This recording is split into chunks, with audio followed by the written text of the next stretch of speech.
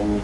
It's my dad's like spot. Like it's like an event space. Some cool shit. We just moved here like 3 weeks ago. What was the other spot prior to it? It was like an office building. It was like down the street. It was cool, but it was like nigga, it was like the size of that. Like, it was small. I see. Now my dad got this space. This my shit over here. It's not done, but now it's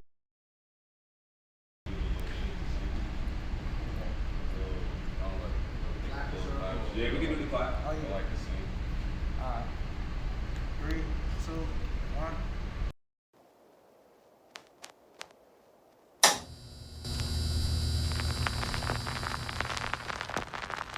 This is a 1v1 production. Art first, life second. Yeah. Y'all ready? Yeah, we good. 3, 2, 1. Sync. Yo, man, we back here with another episode of 1v1 Podcast. We got a special host, man. We got a special guest on this joint, man. Special guest, man. Thank you, man, bro. I just want to say, hey, before I tell any story, I just want to say Daryl is the first person to ever pay me for like anything creative, like animation. Really? Like he was the first nigga to ever, like when I tell you, like now it's different. You know what I'm saying? Cause like, but like, nah, that ass like it means a lot that like cause he's the first person to ever like actually give me bread, and like niggas would never like when I tell you, bro, I used to grind just for niggas to give me like $100, bro, like for animation, bro. But now you was dope. Huh? You was fired. Bro, that's why I was trying to tell niggas, bro. But yeah, nah, I just wanted to say that before anything. You know what I'm saying? Yeah, What man. was that first project? Oh, he was working on his Spirits album. Yeah, he was working on his Spirits album. So I think I did the cover or no. No. What was I working on? Yeah, no. We did animation. We did animation. We did the merch. Yeah, the merch. Yeah. We worked out this whole little promo. We shot it at the record store. Yeah. That was like 3 years ago. No, 2019. It was 4 years ago, bro. Yeah, 4 years ago. That was before that was like right when I started animating. But that wasn't the first time we worked together, though. Yeah, it wasn't. Yeah. The first time we worked on my first album. Oh, yeah. Session for the Wise. Bro, I'm trying to tell you, if we worked on some shit now with the tools that I have today, bro, I'm telling you, bro. Go crazy. Like, I'm telling you, like, but, no, that was 3 years ago. Yeah. It's crazy. Bro. Yeah, that's very crazy. Yeah, so, yeah. What's the... Nah, man, this is my guy, man, from way back, man, you know what I'm saying? If y'all don't know, now you know, man. Yo, I don't even like that name. What you want to go by now?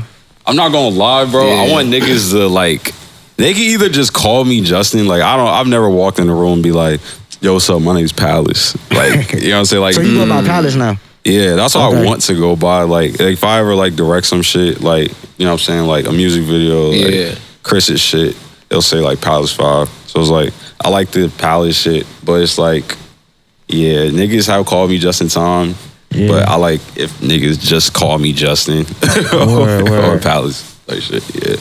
Man, so what's up, man? Where we starting, man? Where you want to start at, man? Cause we could go back, or let's go way back. Like, let's go way back. Alright. When I first met you. Nah, before we go, what? Okay, so. Cause at first people, you know, they see you now doing animations and TV show, but you was always a creative.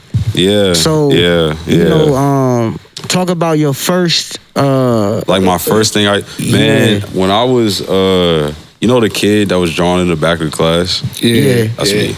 That was me. That was me. I was a kid that was always drawing in the back of class, my notebook. I never got good grades because I was always drawing in the back of class. But like I used to draw, like, I still have them, actually. I think they might be in there, actually. Like, I have like, notebooks from when I was in, like, 2nd grade, like, 3rd grade, 4th grade, 5th grade. Like, and I've kept all of them, like, those are, like, I go back to look at them for inspiration sometimes. Like, that ass, like, because I feel like it's like I was just creating, and it's like I was just creating cool shit as a kid, and it may sound crazy, but, like, you know, actually a cool story. So, so AMP has, so like AMP has, this is our Zoomy shit. Yeah. So like we just did a collection with Zoomies, and we had a billboard in Times Square, and That's like tough. and like it was really cool because I got to, so there were like different slides for the apparel, you know what I'm saying? It was like different collections, and there was like one, it was like a like scribble font, like AMP and like a scribble font. I forgot what the design was, but it had a theme to go with every the background behind each design. Yeah. It was like a theme to like whatever the design was. Okay. So they let me, I got to draw in the same, like I literally looked at my notebooks from when I was in 4th grade, and I swear, I basically just like redrew all of that shit, and I put, and that was on a billboard in Times Square. Like my That's drawing, crazy. yeah, it was crazy. That's crazy. Yeah, like, Oh shit! Look. Oh yeah, your books. You gotta show them. These are your first animation books. Bro, look at this shit. I used to make like whole little stories, bro. And like these don't are the frames. Like it's like a storyboarding type shit. For sure. How old was you when you did these? I want to say this one was like 5th grade. I started in like 2nd grade. So like I would do like, I love like Green Lantern and like, so like this is like I love Naruto and shit like that. So I would do like deaf tournaments. See, like they were like, it was. So I literally drew just like this on a billboard in Times Square. Wow. That's tough. my drawings from when I was in 3rd grade, 4th grade, like thousands of people have seen it and don't even know that came from my notebook in 3rd grade. I was so excited to do it. Bruh. Damn. It was crazy. Yeah. Everything comes full circle, but yeah, man. Before we get too deep into it, just for the viewers who may not be hip, like I would love to hear more about what you currently doing. Like, what's the title? What's the role? You feel me? Like, what's the? Okay, all right. So right now, I am CHRISNXTDOOR. So AMP, I started off as like an animator. I'm still the animator, but like I call myself the art director, and that's just what I've gone with. But it's basically the same role. But it's like I basically, if you ever watch an AMP video, it's like animations or like a cool intro, like anime or like a 3D intro or some shit like that. I do all of those. Fire. So like I've been doing that for the past 2.5 years. Damn. Like it was crazy. Like I started doing this shit like maybe like a year after I first started learning how to animate. Like literally from scratch. Like wow. Like when we did the spirit shit, like that was literally some of the like the first thing I've ever done. Kill. Yeah, that was the first thing I ever did. That's crazy, but dang, that's crazy. Yeah, that was the first thing that was the first like actual thing. Cause before I was just drawing in my tablet. Cause so like, oh wait, I'm going on a tangent. I have other roles. Hold up. All right. So I own a production company. It's called the Neon Classics. Shout out Neon Classics. Okay. The Neon Classics. Basically anything that I do for AMP, I technically put that under the classics. It's like I'm my first employee. So it's like, hell yeah. It's like, so that's like the animation side. So like that'd be like a subdivision of my company. It'd be like just in time animations, like the shit that I used to do. But now it's like I do it for other people. Gotcha. So, and then under the Neon Classics is NXT. And also I co-own the Neon Classics with Chris. Got you. So, and under the Neon Classics is NXT, his, you know what I'm saying, his company. So it's like all his streams, like Chris as a brand is NXT, and NXT is under the Neon Classics because we both own the Neon Classics. Yeah. And as our first project between the Neon Classics and NXT was our show, the NXT show. So it's co-owned by the both of us because it's co-owned by both of our businesses that are basically one business. So like, tough. Yeah. So like, and as far as like the NXT side, it's like, as far as the NXT side, Chris is like the talent, and then I'm the guy behind the scenes. So it's like, you know, just two sides, same coin. You know what I'm saying? It takes two of those angles to make sure. Like we're complete opposites, but like we're so it's weird. Like in terms of personality, we're complete opposites, but it's like in terms of like what we're into and like, just like influence in life in general is like identical. You know what I'm saying? So it's like it works. Cause how did you and Chris meet? Shit, I met Chris I went to Anne Arundel, you know what I'm saying, community college, and Chris was the only black kid in my film class. Sheesh. So it was just me and him. So then we had to do like a partner up project, and me and him just looked at each other, and he was like, black nod. it was like, yo, like it was good. So ever since then, we was just homies, like, and then we stopped talking for a little bit, but it was just cause like life, you know what I'm saying? You know, like you go your separate ways, and then we connected. I think he reached out to me, and then like we were just talking. I didn't know Chris was famous. Like he became famous in the time that we weren't talking.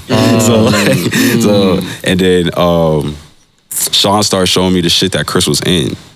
And I was like, oh, that's fire, you know what I'm saying? But like I never watched content. Like I would watch like I'm the type of nigga, I watch like video essays and shit like that. I watch like nerdy shit. I don't watch I don't watch or sports. Like that's what I watch on YouTube. I watch a lot of YouTube, but I don't watch IRL shit. Like all that shit's like blocked. Cause I don't and this is wild to say, just because like of my affiliations to like huge content like that I work on, but I don't watch it. Like I don't watch it at all. Really? Like, if it comes across my shit, I block it. Like really? Yeah, no, dead ass. Everything is blocked on my shit. Like, because of like inspiration or because it's just like I don't. It sounds wild to say. I don't like it. It's not for me. I can work on it, but it's like even when I work on it, I don't even take influence from other. I just take influence from like just the shit that I was always taking influence from.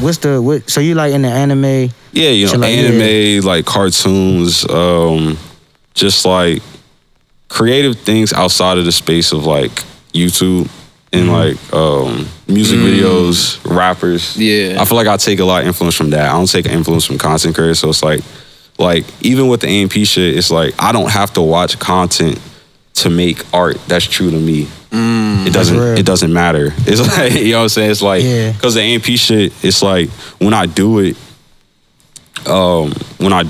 it's like they ask me, I mean, they don't ask me, they like, let's say that the video is like AMP Bake Off or some shit like that, right? AMP British Bake Off. That's just some shit that I just worked on. Like basically I have to make an intro for it. And it's just like, that's as far as the conversation goes. Like, it's just like, okay, I have to make I know AMP British Bake Off. What comes to mind when I think of that? Yeah. And then I just do it. So it's like. And they give you like full creative control. Yeah, like niggas don't hear from me until it's time for me to submit it. Like, I get told what the video is, and niggas won't hear from me for like another week.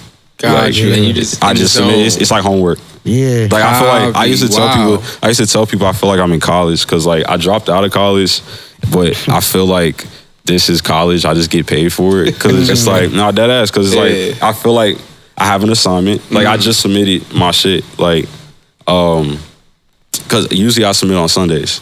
So like on Sundays, that's when you're supposed to have everything submitted so they can like review, revise, all that shit. Because we upload every Monday.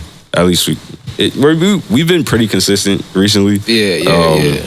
But they try to upload every Monday, and it's like I submitted it late today just because like I was waiting on the logo. So like before, I used to do like, I used to work on the lower thirds, the transit, like the fucking every single thing, every single type of graphic you think will go into a video. Yeah, I did. Everything, the logos, but yourself, or you had like a team? Yeah, I was for the first like year and a half. Yeah, I was 100% by myself. Damn, like and when I tell you that is the craziest thing to get thrown into, because just imagine, right?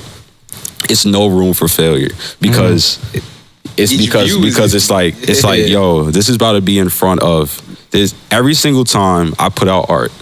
At least 4, 5, 6 million people are gonna watch it. Yeah. Sometimes 10 million. You know what I'm saying? Like, and just over time, so that's like hundreds of millions of people have seen my shit. So it's like it can be.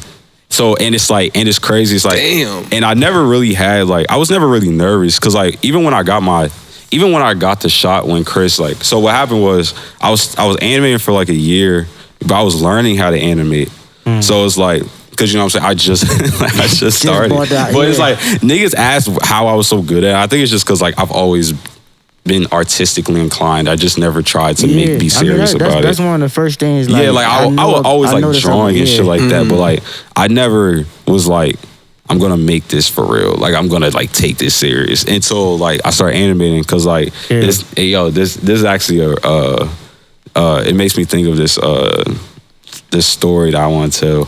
So like I started animating because there's this black animator named Young Don the Sauce God. Okay. Do y'all know who that is? No idea. But that's like my goat. Like so like there's very few people. I've met so many people. Like when I say I've met so many people, I've like when I say genuinely, I am not excited to meet celebrities unless they are like, unless I'm getting like money from it. Like that's just like they're trying to work with me. That's what I get excited from.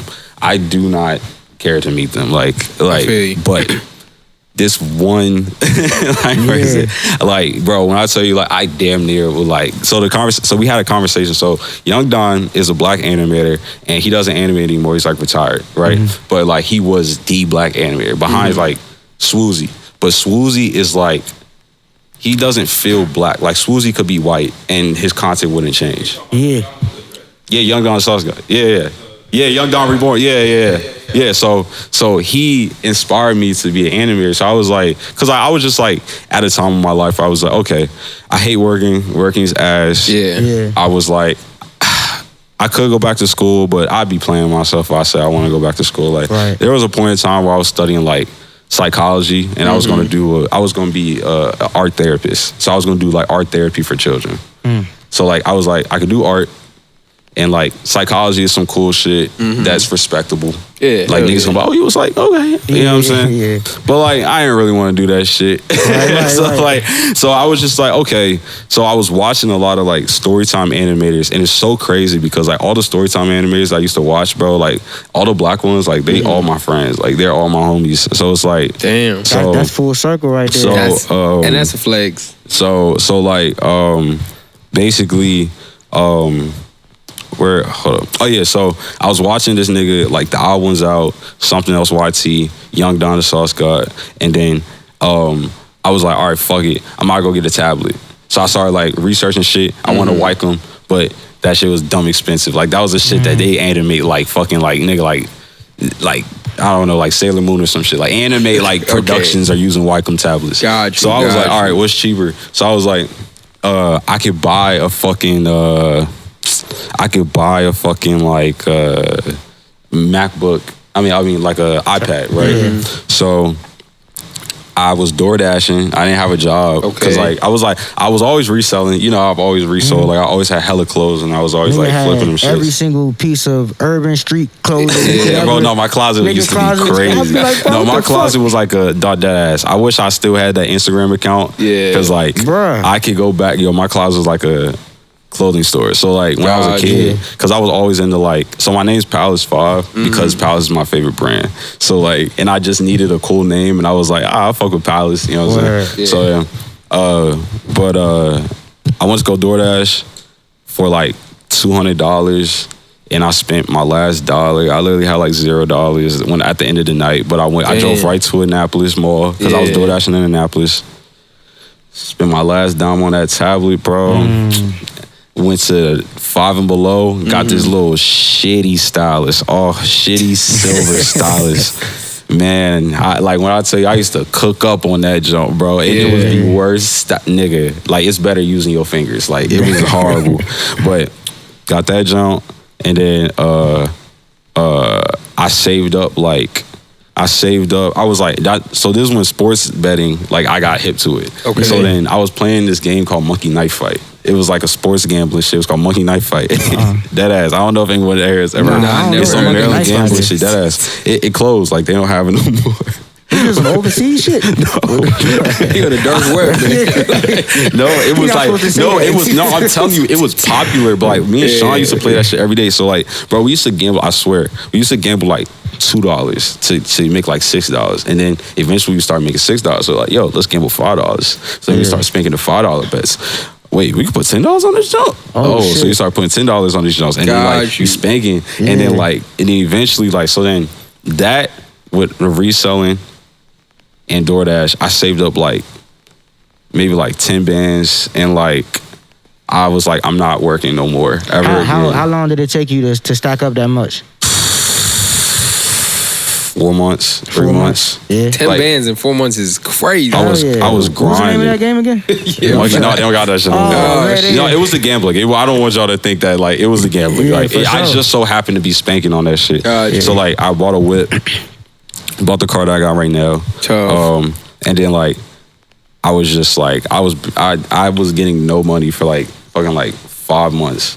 Like because I was just like, I want to get better. Like I was just like, okay, I'm new to this shit. I just bought this shit. Like, bro, like let me really grind on this shit.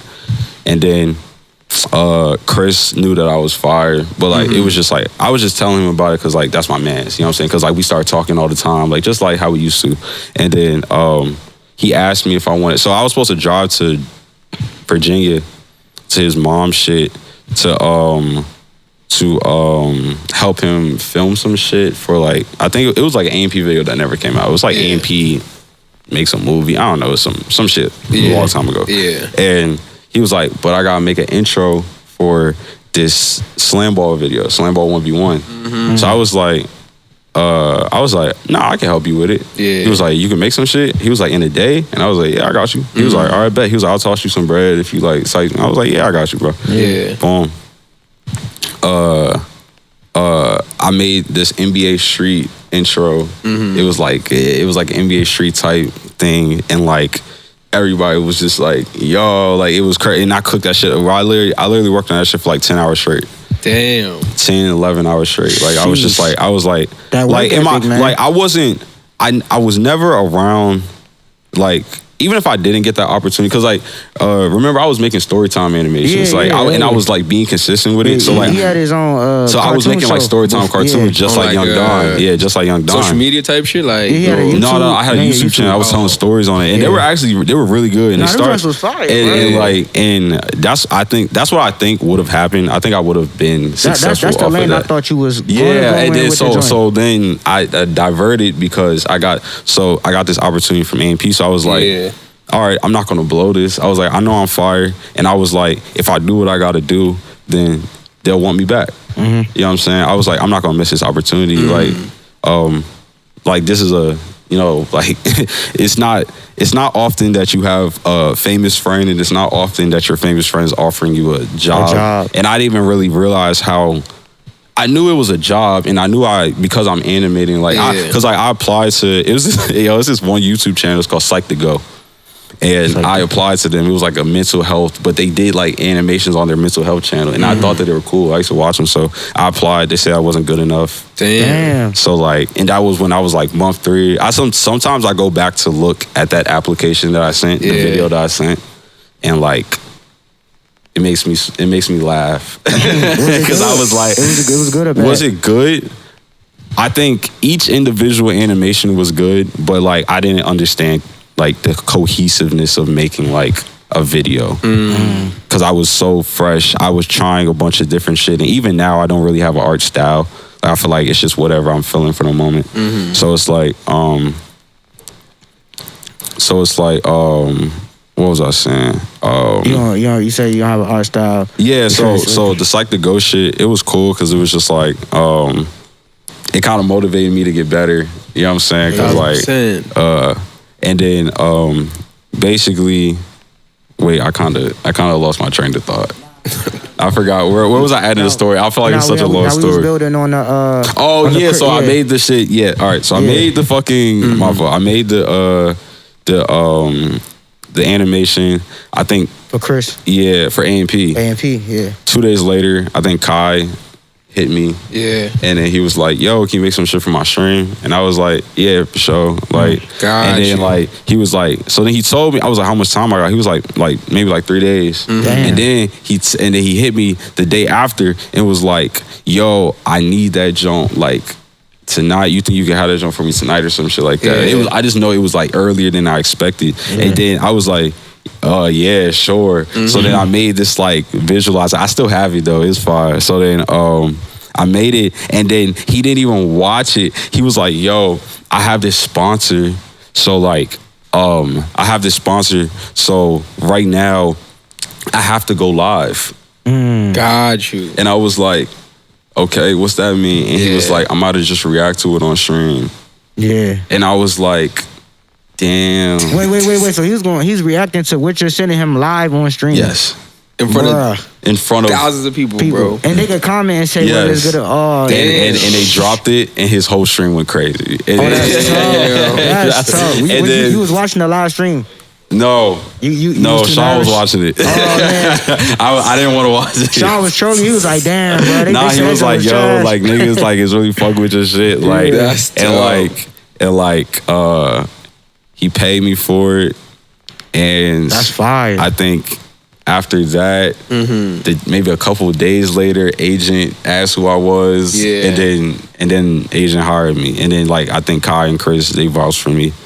Got you. And then ever since then, so then I got paid for the AMP animation. They sent me like $800 for like and like going from like when I tell you like I'm telling you niggas was not trying to give me like $100. Yeah. But like niggas wasn't trying to give me $100. Yeah. Damn. So for like me to go from like when I tell you like literally the project I worked on before that, it was just one nigga. Green screen. It was crazy. So like I do a lot of stop motion. Not a lot. I probably did like twice for AMP videos. Yeah. So I got them niggas like it's always a funny call when I get the call and ask for like $500 worth of like toys. They do stop motion and shit like that. So like these are the officers from the G.I. Joe shit. So I did like this like boot camp animation. Is fire. I can show y'all niggas. Yeah. And then I did one for the WWE shit. So like just put on my shit here. I love comic books. Super fire. You know what I'm saying? Bro, I love this shit. Now you've been a collector though. I know. I took all that shit out and I put it here. Okay. Like I don't got like any of the like creative shit. My room was more like an adult. Damn. So I took it out. I made it here. Yeah, I made it here. So like this jump, there's a prop from my very first music video I shot. I only shot 4, so you know what I'm saying. But my music videos is 5 though. But this is my first one. 1408. This red microphone. It's just fire, so I like it. Boom. VIP DreamCon. You know what I'm saying? Shout out RDC. Them niggas is hilarious. Every time I see Mark, you know what Mark say? What? Lil Baby. He be like, is he either call me Lil Baby or Spencer from All American? Oh no! Shit, I can see the Spencer. Spencer James. Spencer James. Not that. Like this nigga, yo, RDC. Let me just say, them niggas is hilarious in real life too. Bro. They're actually genuinely funny niggas. That nigga remind me of Bernie Mac. Like shit.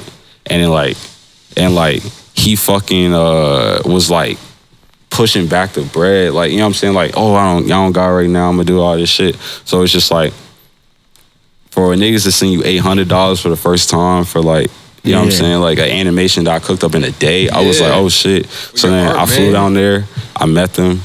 So you hadn't even met them yet? Nah. Shit. Okay. So you booked your own flight. You was like, you know what, that's tough. Yeah, so I went down there, and that was when they moved into the first crib. You know what's crazy? That crib was Mariah Carey's old crib. So like, it was like, it was like, and they shot a show called The Rap Game. You know about that? At the old AMP crib. I never watched it, but so then basically, I went down there, I met them. I went with them to like Sneaker Con.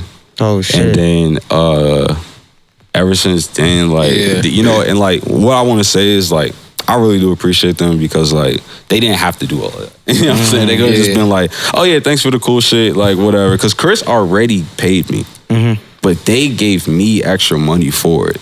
They were just like, tough. you know what I'm saying? They was like, oh, okay, like, and then that's when they sent me the $800. Yeah. So it was so after that, like, you know, like when I tell you, ever since then, they rarely, like when I tell you, it's rare that like I get specific. It's rare that I get specific like requests. Yeah. Like usually, like ever since like I started, like they've always just blessed. Like trust your vision. Yeah, they've always just trust my vision. It's like, and like when I tell you, I'm a year into like starting something for the first time from scratch. Like like when I tell you, like it was crazy how it went, and then like and I just kept getting better. Like, you feel like you found your calling, or you feel like you found your purpose with this? You know, it's crazy. No, I think that I think I found it now. But back then, like, even in the moment, I didn't really, like, I was still like, like, I was really enjoying making storytime animations. I really enjoyed that.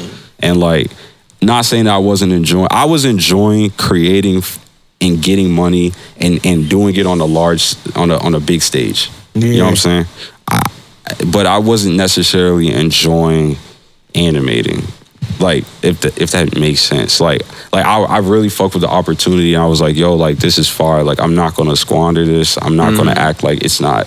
You know what I'm saying? Because you know, once I like started working with them, like I started to see how big they actually were. You know what I'm saying? They weren't as famous as they are today, but they were still famous. Like, you know what I'm saying? Like I actually like literally had a mini debate on Agents podcast if they were famous. I was like, no, y'all are famous. And it was like, nah, like, y'all think we're famous. At the time, it was like 2 years ago. They were like, not really. Like they were saying like maybe Kai, because like Kai was still like maybe the biggest even when I met them. Like, but I was like 2 years ago. I mean, now he's definitely.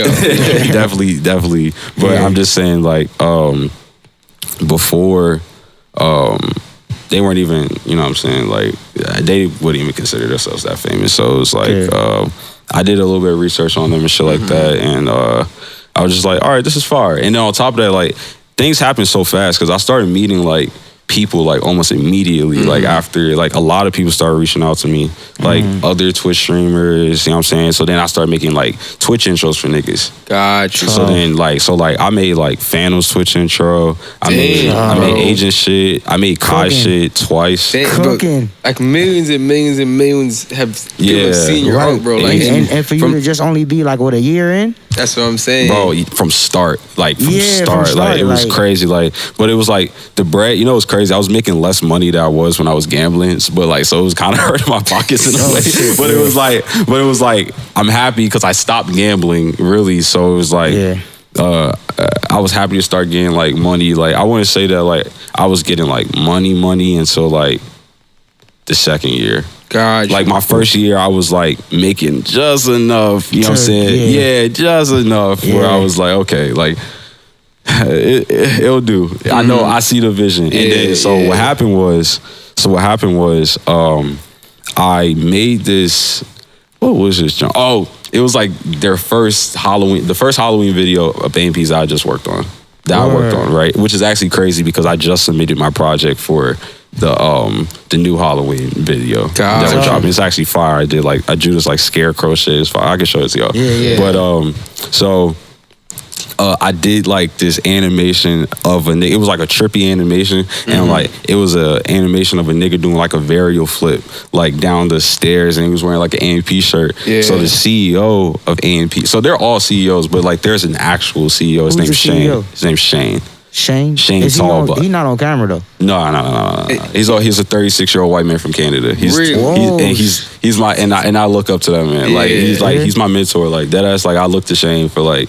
Cause like, and I'll tell you, like, it's gonna be a reason why, like, you know what I'm saying, later. Like in the moment, like when I first met him, I was just like, oh, you know what I'm saying? Oh, okay, like nice to finally meet you, cause I've heard about him and shit like that. Cause like he's from the Raptors.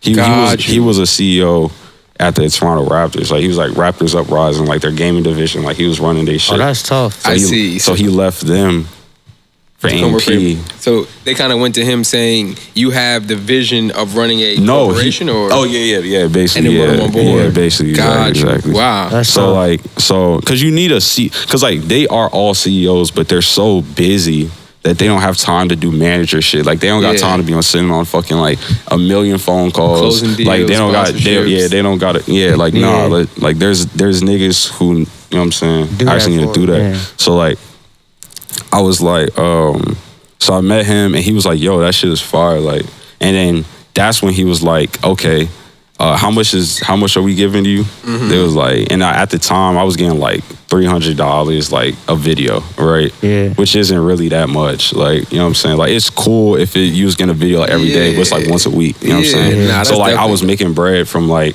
I still had a little bit of gear, so I was still flipping clothes. And then like I also had like other commissions, like niggas would reach out to me for Twitch intros, YouTube intros, shit like that. So like I was making, like I said, it was money. You know what I'm saying? It was enough money to get me by. I pay my bills and whatever. So then he was like, all right, so how much do you want to get paid? He said, he was like, how many hours does it take for you to do this shit? I was like, I don't know, kind of varies. And he was just like, all right, so I'll tell you what. He was like, you clock all your hours.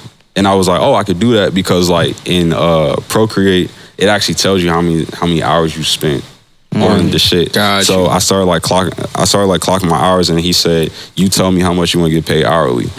So I was like, any number? And he was just tell me how much you want hourly. I told him I was like $25. What? I would say $250. Wait. Why you say McDonald's, bro? No, no. At the time, that was like 3 years. That was 2 years ago. Okay. I was like 2 years ago. So I was like $25, and then like it was like all right, bet, and then I started getting paid hourly, but like I was like putting in so many hours, like I was getting bread. Like I was getting bread. Like and I don't gotta go nowhere. All I gotta do is my homework. Right. It's submitted. And you know it's happening every week. It's every week, bro. It's just it's literally a different assignment. It's just a different assignment every week. It's like, yo, okay, this week I have to animate a basketball or something. This week I gotta do some cooking shit. Yeah. It doesn't matter what style. It doesn't matter as long as it's fire, and it's gonna be fire because I made it.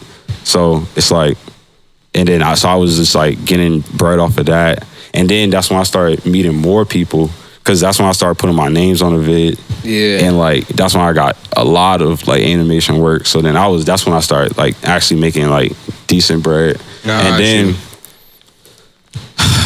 then like I was doing that. And then let me see. Then that summer, I think I got put on. That's when I got put on salary. Word. And that was like, yeah. We won't believe it. And that's when I got put on salary. So I'm just talking. How does I was gonna say, just from a fan standpoint, because I'm from New York, so when shit popped off, I was tapped in there, and I've seen, I would say about 50% of the AMP videos, and your animation ties it together like very well, almost as if the animation wasn't there, it would be a whole completely different video. Bro, so like, you, bro, like it adds a fun aspect in the transitions that kind of tells the story very well. Yeah. And I've always been curious about how many people you think work on an AMP video, from the directors to the editors. It varied. Like the team has changed a lot since I've been here. Like I think it's only like 2 people that aren't like the CEOs of the company that have been there longer than me. Like yeah, we've gone through like Kank, Wally, Chris. Just like 3. Have you ever felt like your job was in danger? Like you ever felt like, okay. Nah, I'm not gonna lie to you. Nah, not once. Just cause like they trusted me so early on, and it's like I've done so much stuff, and it's like I've never felt pressure of like I don't got it this week.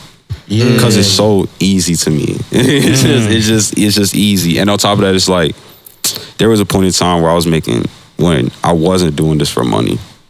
So it's like it's like it's not hard to motivate me to come up with something because it's just like, I mean, you could go back to not making money off this shit. Like, oh, okay, no, I think I got something. Like, I think I got something.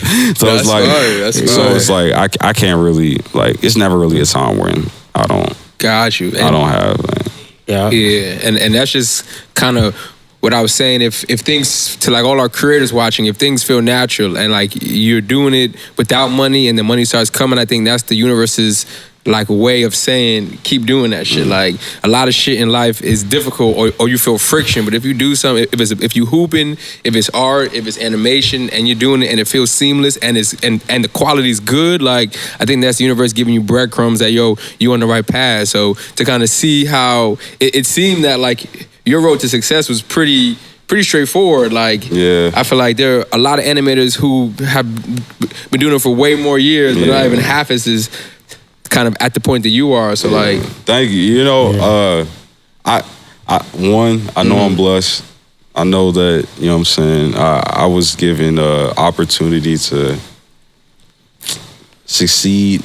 You know what I'm saying? Like, but that's the thing, you was ready when the opportunity came, and that's the part people like I remember me and bro going down to goddamn DC, you know what I'm saying, trying to pick out cotton for the clothes that we about to drop and with no money, you know what I'm saying? We had no budget, you know what I mean? It was I always knew that like creating was like something I wanted to do. But like I just, until, you know, that time in my life when I was probably around like 21, 22, I didn't really like, nothing really stuck with me that like I really was passionate about until the animating shit. And even then it's like I don't really animate as much as I used to because like it's like I kind of do it for the, you know what I'm saying, AMP, you know, because I have a special type of attachment to those videos. Like all of those videos are like capsules of like where I was in life. Like I literally have like in my brain I have phases of AMP videos. Okay. Where it's like I know where I was and why the art looks like that. You know what I'm saying? I know what I was watching. Like it's literally like 3 different phases. Like there was a phase where like when I was learning and I was just learning on the job, and then it was the phase where I still don't even know if like I don't know if I'll ever be able to beat when I worked on, I want to say it was AMP Love and Slam Ball all the way until December. Like my second year of AMP, I don't know if I'll ever be able to be better than what I was at that time. Why so? Wow. Because I think it was like I came into my own. Like I was like, oh shit. Like I was like, okay, like at the time, because you know it's crazy. Like I went down to meet them, but like I didn't go back down there for another like 3-4 months. Okay. Because I didn't think that I was like welcomed. Like it wasn't that they made me feel like that, but I didn't want to get too comfortable. I didn't want to be like, oh yeah, I could just slide to these niggas' crib. Like I'm friends with Chris, but it's not just Chris's crib. Right. I don't want to be like around them and they be like, because like they're famous. Like it's a lot of niggas that just want to be around them for like clout, and that's not me. Like I'm not a social media nigga. I don't, bro. You know this. Like I don't. Nah, facts. Bro, facts. I like to be as low as I possibly can be. Because that's it just fits my personality. So it's like I didn't want to ever make them feel like you was trying to be clout chasing. Yeah, or like because I've seen it. You know what I'm saying? And it's just like I don't want to be like that. I don't want them doing that to you. To me. Yeah. He got the He thought about one person in particular. A couple. It's a couple people that treat me different now. What's worse, the girls or the dudes? Yeah, that's what about the women, bro? I don't indulge. I have a lady, so I don't indulge. Clap it up for it. All the community black men out there. But yeah, so what was I saying? Oh yeah, so I didn't go back down there for a while, but then like I think I was on the phone with Chris, and I think Davis was like, "Yo, like where you been? Like, why don't you come down?" I was like, "Oh, I didn't." Like, I didn't know. I didn't know that I was. I didn't know that niggas even wanted. So I went down there, and then like I started going down there like every month. I started getting more money, so then I went down there like twice a month. Gotcha. And then like I was just there like every other week. Like every other week I was flying to Georgia basically, and like. And I just had, and this was before me and Chris were filming anything. We were literally just having fun. Like, it was just like I was just flying down there, and me and Chris would just be chilling, or like just like go do some fun shit, or you know what I'm saying? Like, we were just having fun. Like, the business shit wasn't really there. I was animating, and Chris wasn't making content or streaming. He was just doing AMP shit. Yeah. And so like it was the most simplest time. And also, and on top of that, like I was saying, like, that time in my life when I first started going down it like consistently, like I think it did something for me. I think it changed me for the better. Just in the sense of like, it's one thing to see or like be on social media, Instagram, whatever, and see a lifestyle and be like, I know I want that.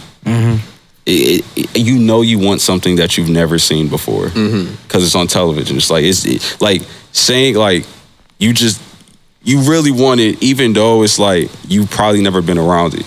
Like it's a lot of people that like have never been around money and they really want to be around money. Yeah, which understandable, but it's also a difference from when you really want money, and now you're around money, and now you're around these mansions, and I think it just like I've always wanted nice things for myself. I've always like, you know what I'm saying, like I've always wore nice clothes, and like I've always like nice shit, but it was definitely like woke something up in me. It was like insatiable. Like it was like once you seen that it's really possible to like to it's like I'm really I was like I'm not really into cars, but that shit kind of nice right there. This AMG, this you got your eye on that AMG. Yeah, it's like damn, Kai. you see niggas buying Jeeps and Teslas and you the ride, LAMBO truck, and you ride, bro. yeah, and you ride. What's the one thing that you was like, yo, when I get this bag, I'm going to get this joint right here? A crib.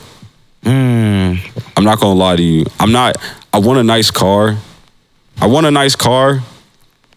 Like, but like that's like the last thing on my like bucket list. Like you know, it's crazy. I have a list of like all the things I want. You memorize the list? Yeah, of course. What's on the list? All right, so I had smaller goals and then I have bigger goals. So like, like I remember like one of my first goals, I was like, I want to make a certain amount of, and like I'm gonna say the number, but like just, you know what I'm saying, like so like I was like, okay, in 1 month I want to make off of just animations, just my shit. Like I was like, that was my first goal. Yeah. I did that. Then I was like, in a month, I did that. I did that a couple times. And then cooking. Then I was like, I want to get my first pair of diamond earrings. And I got them. Yeah, nah, so it's like I have smaller goals. It's really like monetary, and it seems superficial, but it's really just like, I feel like, I'm not saying I'm rich, like I spend a lot of money. You know what I'm saying? I have to. Like, you know, unfortunately, when I first started like being more successful and like, and I don't want this to sound like a money conversation, like this is but you know what I'm saying, I'm just talking about my life. But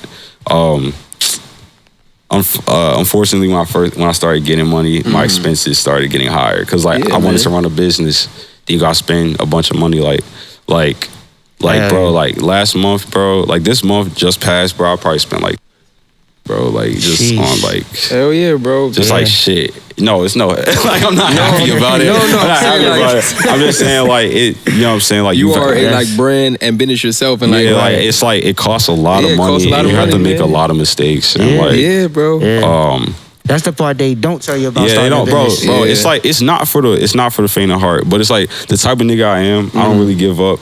And it's like, I'm relatively like, I don't get too high, I don't get too low. So even my W's, I just be like, Job not finished. Yeah, job not finished. Like, I'm not really like, I like talking about the shit that I do, but that's just because it's like my identity. It's not like work is my identity. Like it's like the same way people would be like, oh, like what's the, I don't know, tell me about yourself. Like the first 10 things I'm going to say is something that I'm working on. Like, you know what I'm saying? Because like, I just love work. Like like, it sounds crazy, but bro, like I work, sometimes I don't do it as much just because like the type of work that I'm doing now is different. But I used to work till like 5 in the morning, like every morning. Damn. 5 in the morning, 6 in the morning. I would wake up at like 9 o'clock, 10 o'clock. Sheesh.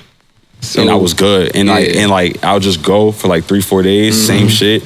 And then there'll be one day where I sleep till like maybe like 1 o'clock, 2 o'clock. Like I get like 13 hours straight. Like, and then like back to the grind. Cause it was just like, I don't do that now because I have to keep my mind like, cause I'm not creating this art. So like, okay, I'm sorry. I'm going like in a billion different ways. No, this conversation, like, but yeah. So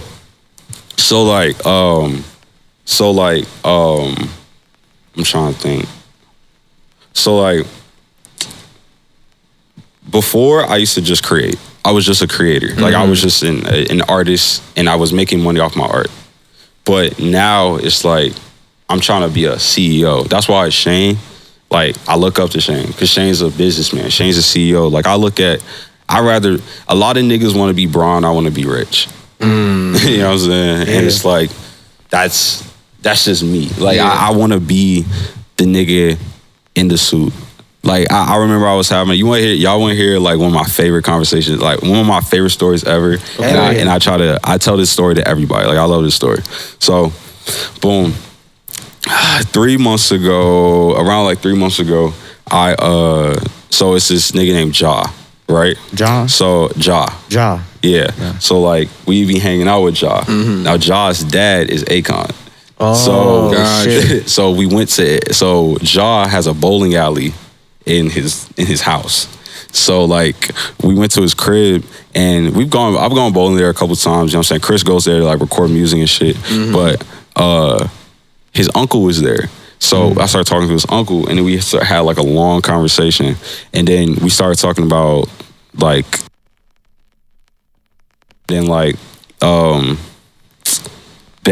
actually, hold on, I'm gonna take that part just because that's business. That's personal business. But basically, I had to go meet with him for something. You know what I'm saying? I had to go meet with him for a business, for personal business. And I got there late because we were filming. And then not only were we filming, fucking this nigga Davis was doing the stream with T-Pain. So the house, like all the cars were blocked in, so we couldn't fucking drive. Bro, when I tell you the driveway was nuts. So like we couldn't even. The AMP crib. Okay. But I had to leave the AMP house to go. But you couldn't get out. I couldn't get out, so I had to call an Uber. Yeah. So it took 15 minutes for the Uber to get all the way up the mountain. Because the AMP house is so far up in the mountains that your ears pop when you go up in that joint. So like it was cars like because they were here for this talent show shit. So I was late already, and then that made me like an extra like 30-40 minutes late. Damn. I pull up to Josh's crib at like 12 o'clock, bro. Dog, boom, we got find his uncle. His house big as fuck. This nigga's about to go to sleep. I was like, no. So I was like, yo. So I was like, he was telling me, he was like, yo, he was late. You know what I'm saying? I was like, fuck. So what I did was, I was like, yo, maybe if I could just like talk to this nigga, maybe I'll just like wake him up. Yeah. You know what I'm saying? So we were just having a conversation. It was like one of my best decisions just because like I love this story that he told me. So he was like, so we were talking, he was teaching me about like watches, cars. He was teaching me about so like you get like, when you bust down your watch, you know how they say like it lowers the value? Yeah. That's only if you go to like a jeweler, like you go to like Johnny Dang or some shit like that. But like if you get like factory diamonds, so like if you want to bust down a Rolex, you get Rolex to bust down your Rolex. You know what I'm saying? If you want to bust down a Patek or some shit like that, like, you know what I'm saying? Yeah. So, Patek. But my fault, I said that shit weird. But so, and he was telling me about watches, bro. This nigga showed me a website where you can put like, I'm talking like $2 million watches in the cart. Like, damn. I'm talking like, he showed me the site. Like, damn. And it's a site that I have never seen, and we don't have access to the site. God, you have to be invited. Like did you know? It's only for like the super rich. You have to be invited. Like, do you know that? Do you know that if you wanted a $2 million watch, right? Did you know that you're gonna have to spend like multiple millions of dollars to be able to buy that $2 million watch? Because they're gonna be like, nah, you haven't spent enough money with us. They're gonna be like, you want a $2 million watch, but you haven't even bought a $500 watch. A $500K. So you gotta buy multiple watches. He said he told me that when Akon first got up, when they were like first buying watches, they had to like buy multiple watches to get this one specific watch. Okay.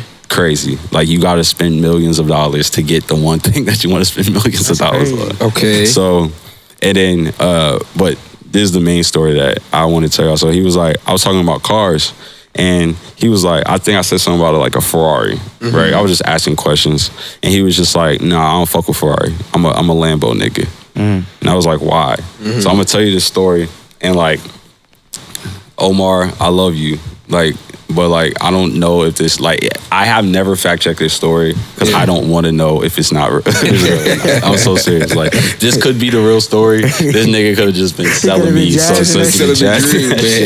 I want you to know it was one of the most fire stories ever. So he told me, he was like, you know why I don't fuck with Ferrari? He said, I'm a Lambo nigga. He said, so did you know that Lamborghini, when Lamborghini was originally a tractor trailer business, they made like all the tractor trailers for rural America in like the 1920s when that shit was needed, right?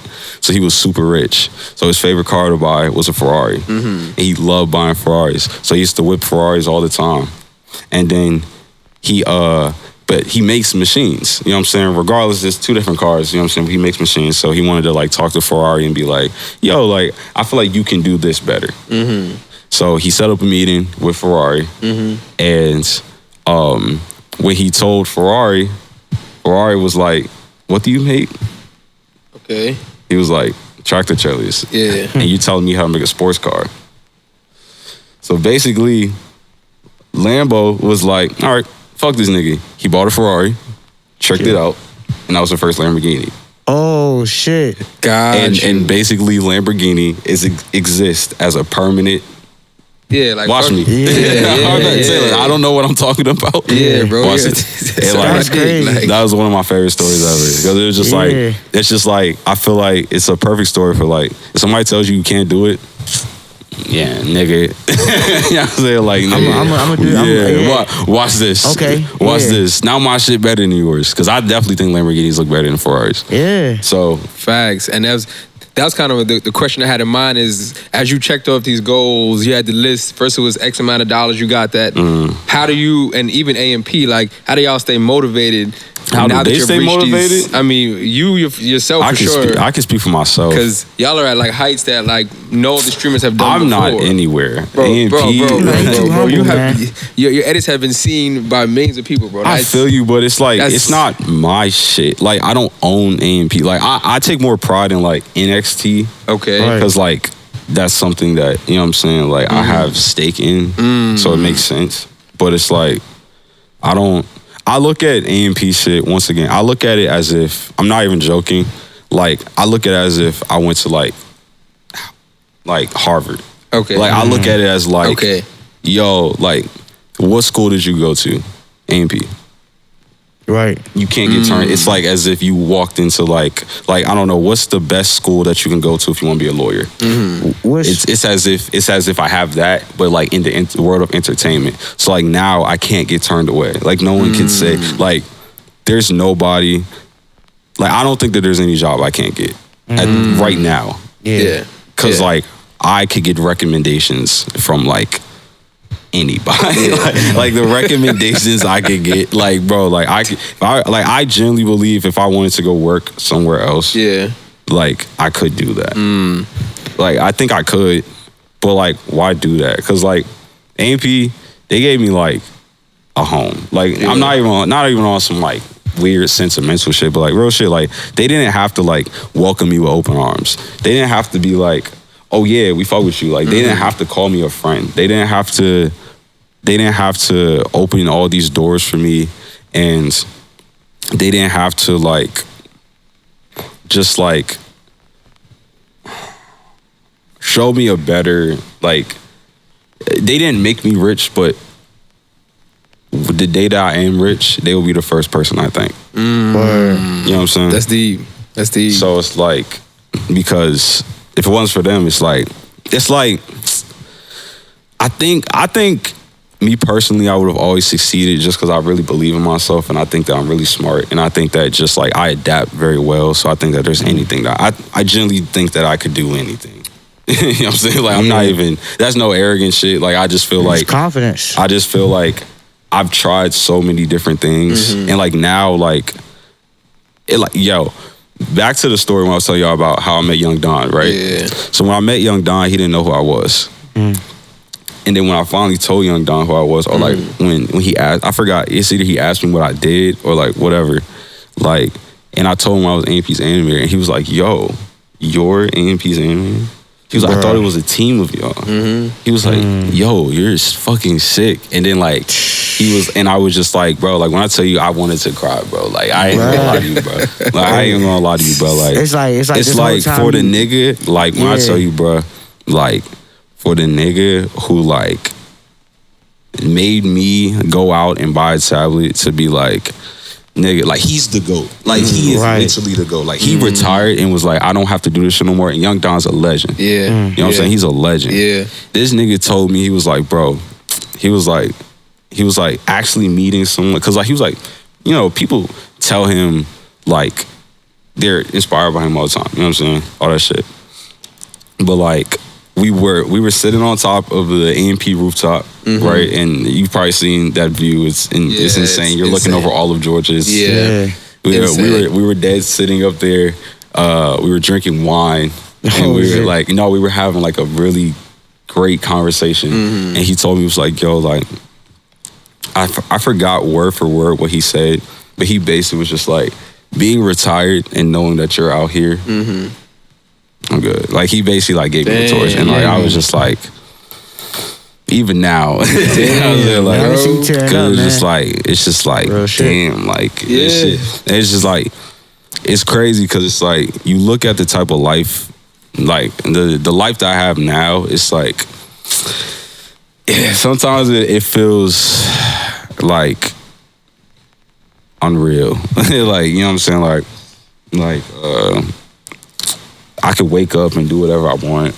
You know what I'm saying? Like if I was bored right now, I could literally be like, yo, I want to go fly down to my man's mansion and just do whatever the fuck I want, bro. Like I've been in the you know how like niggas buy sections in the club? Nigga, I was in Texas, bro. AMP was hosting the club with Lotto. Like I have a whole section to, bro. I'm in this joint kicking it with white executive niggas. Like we in this joint, bro. You have your own personal stripper. Like I'm not even a club nigga, but just knowing like it's like, bro, I get into places for free. I get free, bro. Like there was a point in time where I stopped buying clothes because I was just getting so much free clothes. That's tough. Like either whether it was AMP or brands or like shit, NXT. The PO box shit they be doing to get mad free clothes and all that. Well, that's their shit. But like, you know what I'm saying? Like Chris shit. You know what I'm saying? So it's like I just stopped buying clothes. Like, you know what I'm saying? Other brands will reach out and shit like that. So it's like, you know, it's cool. Like I said, I don't get too high, I don't get too low. So it's like,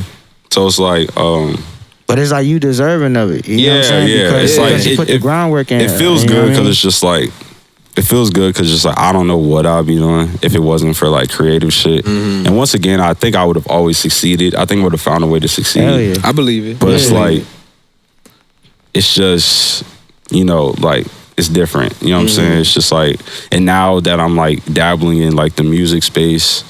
So right now, like Chris, so, you know, as Chris's creative director and, you know what I'm saying, executive director and just helping with the overall, you know what I'm saying, like helping build the future empire that is NXT. Shout out to NXT. Shout out to NXT. Shout out to Chris. Facts. Chris will be the first person, I think. And then it'll be AMP. Just to be clear. Shout out to Chris. Shout out to Chris. For sure. He just called me while we were recording. But what was I saying? Oh yeah, so Chris is making music. My fault. I'm like blanking. So Chris is making music, and we actually got nominated for Music Streamer of the Year. We lost to T-Pain. Shout out T-Pain. But in the process, T-Pain reached out to Chris, and they made a song. I actually have a unreleased T-Pain Can we verse. get exclusive? Can I play right now? You want me to play right now? Yeah, hell yeah. That would be legendary. Fuck yeah. Hold up. Yeah, Bro, I got. We ain't gonna get copyright strike, are we? Nah, it's our shit. It's a release. Nigga, he own it. I don't think he cares. Like that shit. That nigga don't give a fuck. That's epic. Hold up. They got exclusive T-Pain release. Facts. Like, it was a real T-Pain verse. They made it on stream, bro. I've been the youngest since they coined me. I can't believe it, see I own me. Nah, that's T-Pain. Coming up funky, whole day, a whole sleep. My whole chat saying I won't eat it. Please don't eat it, we don't see it. But I be like, why you pushing me down? Oh shit, your whole clicking and then push up the crowd. That's That joint about to be something. So, like they made it on stream, so like niggas see it, but but they haven't seen the finished version. Yeah. So, yeah. So like, and we started taking the music shit a little serious. So like, ever since then, like I've been, so wait, I'm trying to think about. Cause like this territory, I have to think about what I can like say, like what I can just. Okay, all right. So I had to think. All right, so boom. So like Omar Thiem, that's Akon's brother. He's a part of this company. It's called just cut out like that specific company. Like, Okay, I got you. We got you. we were talking about. And basically, he put into my mind, I was like, okay, like if Chris wants to be independent, let me learn what distro actually is. So I actually learned what distro is, and I learned what publicity, like actual like pub is and shit like that. So I was literally just on a meeting like all last week with like 2 A&Rs. So they're like, so like, I mean, so they have a company called. It's the distro that's owned by Def Jam. Okay. And I'm currently talking to them. So like I'm talking to them they already sent over an agreement. Like literally like where's my phone? I think you played the song that's probably on the other side. It's gone. But like so like they actually sent over an agreement and shit like that, and like we just have to say A-okay or whatever. What are y'all looking for in the? You can't I'm looking for somebody that like fucks with us, and not just because like Chris is an A&P. Like I want somebody that actually cares about us. So like we're talking to them, and they one of the A&Rs at Def Jam is friends with Monty, who is I brought up Monty earlier. You know what I'm saying? He's my AD. So basically, that it was a good conversation, and like I'm fuck with them. It's not that I'll advise Chris to not go for it, because it's really my decision. Cause like that's just how our relationship works, me and Chris. Like usually like the business shit, like that's my decision to make. Right. Like your call. Like, you know what I'm saying? Yeah, what you feel is best. Yeah, and I'm trying to like, and I'm going over it with our team, because Chris is and United, and like it's a guy that I work with. Well, the one that I reach out to is his name's Matt. Matt,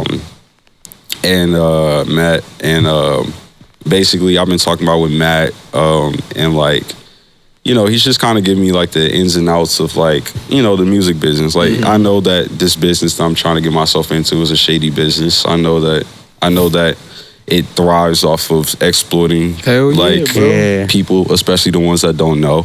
And it's like, I'm going to make sure that like I was blessed with, you know what I'm saying, a lot of things. And I think that one that I was blessed with is like my brain. You know what I'm saying? So it's like, I'm going to make sure that I do everything. I'm not saying that we're above like getting ripped off or above taking the wrong thing or whatever.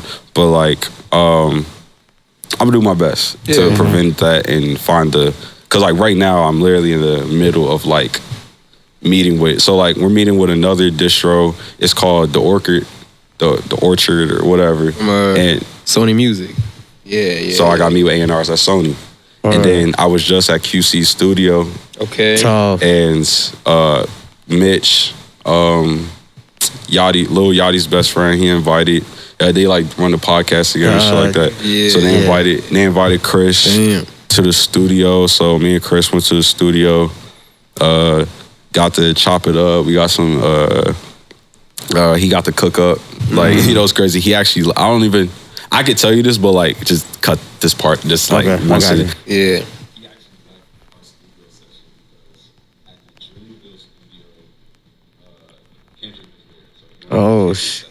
Oh shit. Wow.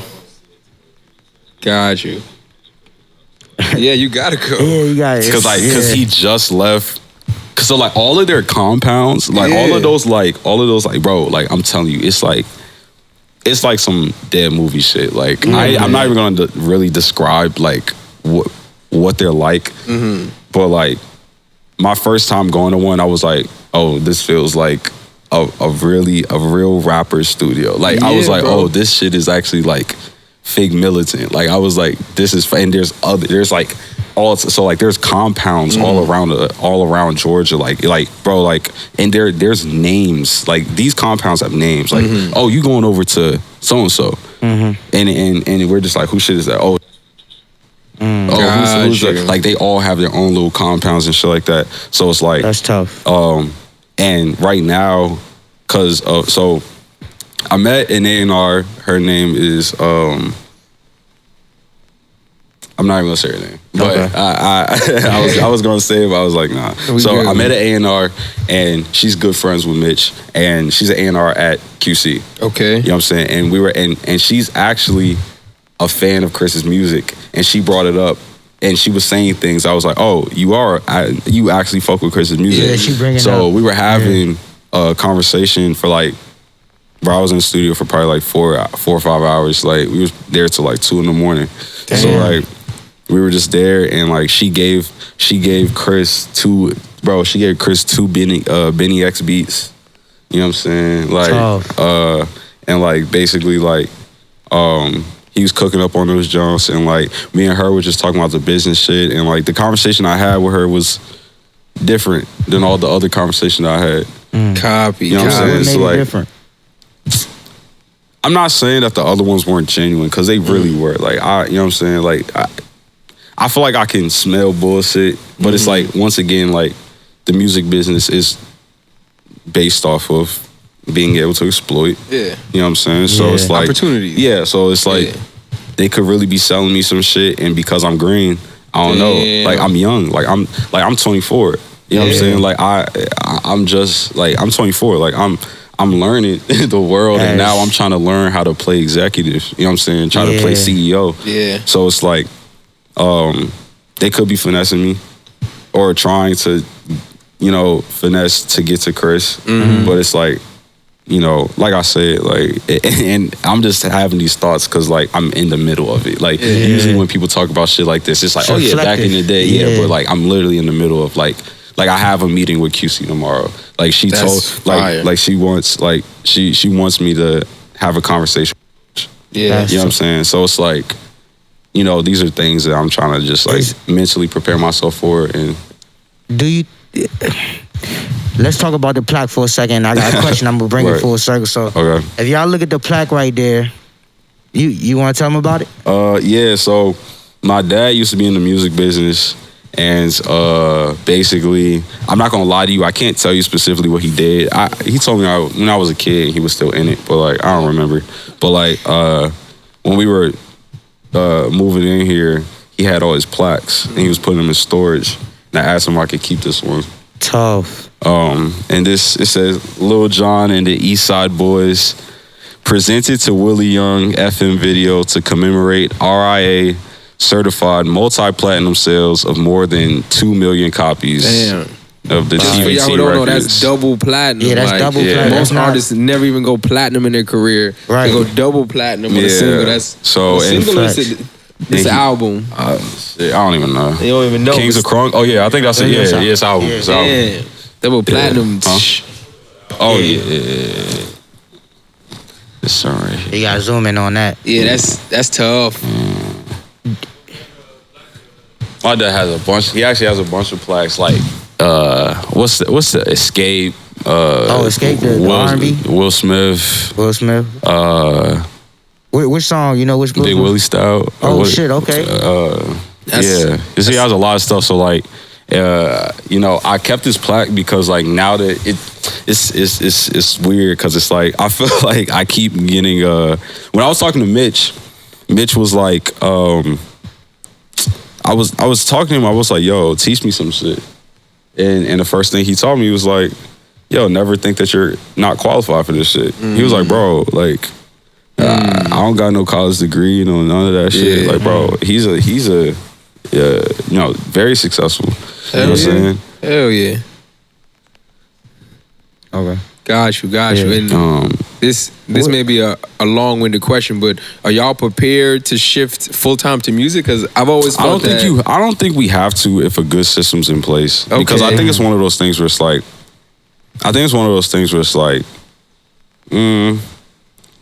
like you don't have to only do one thing. Right.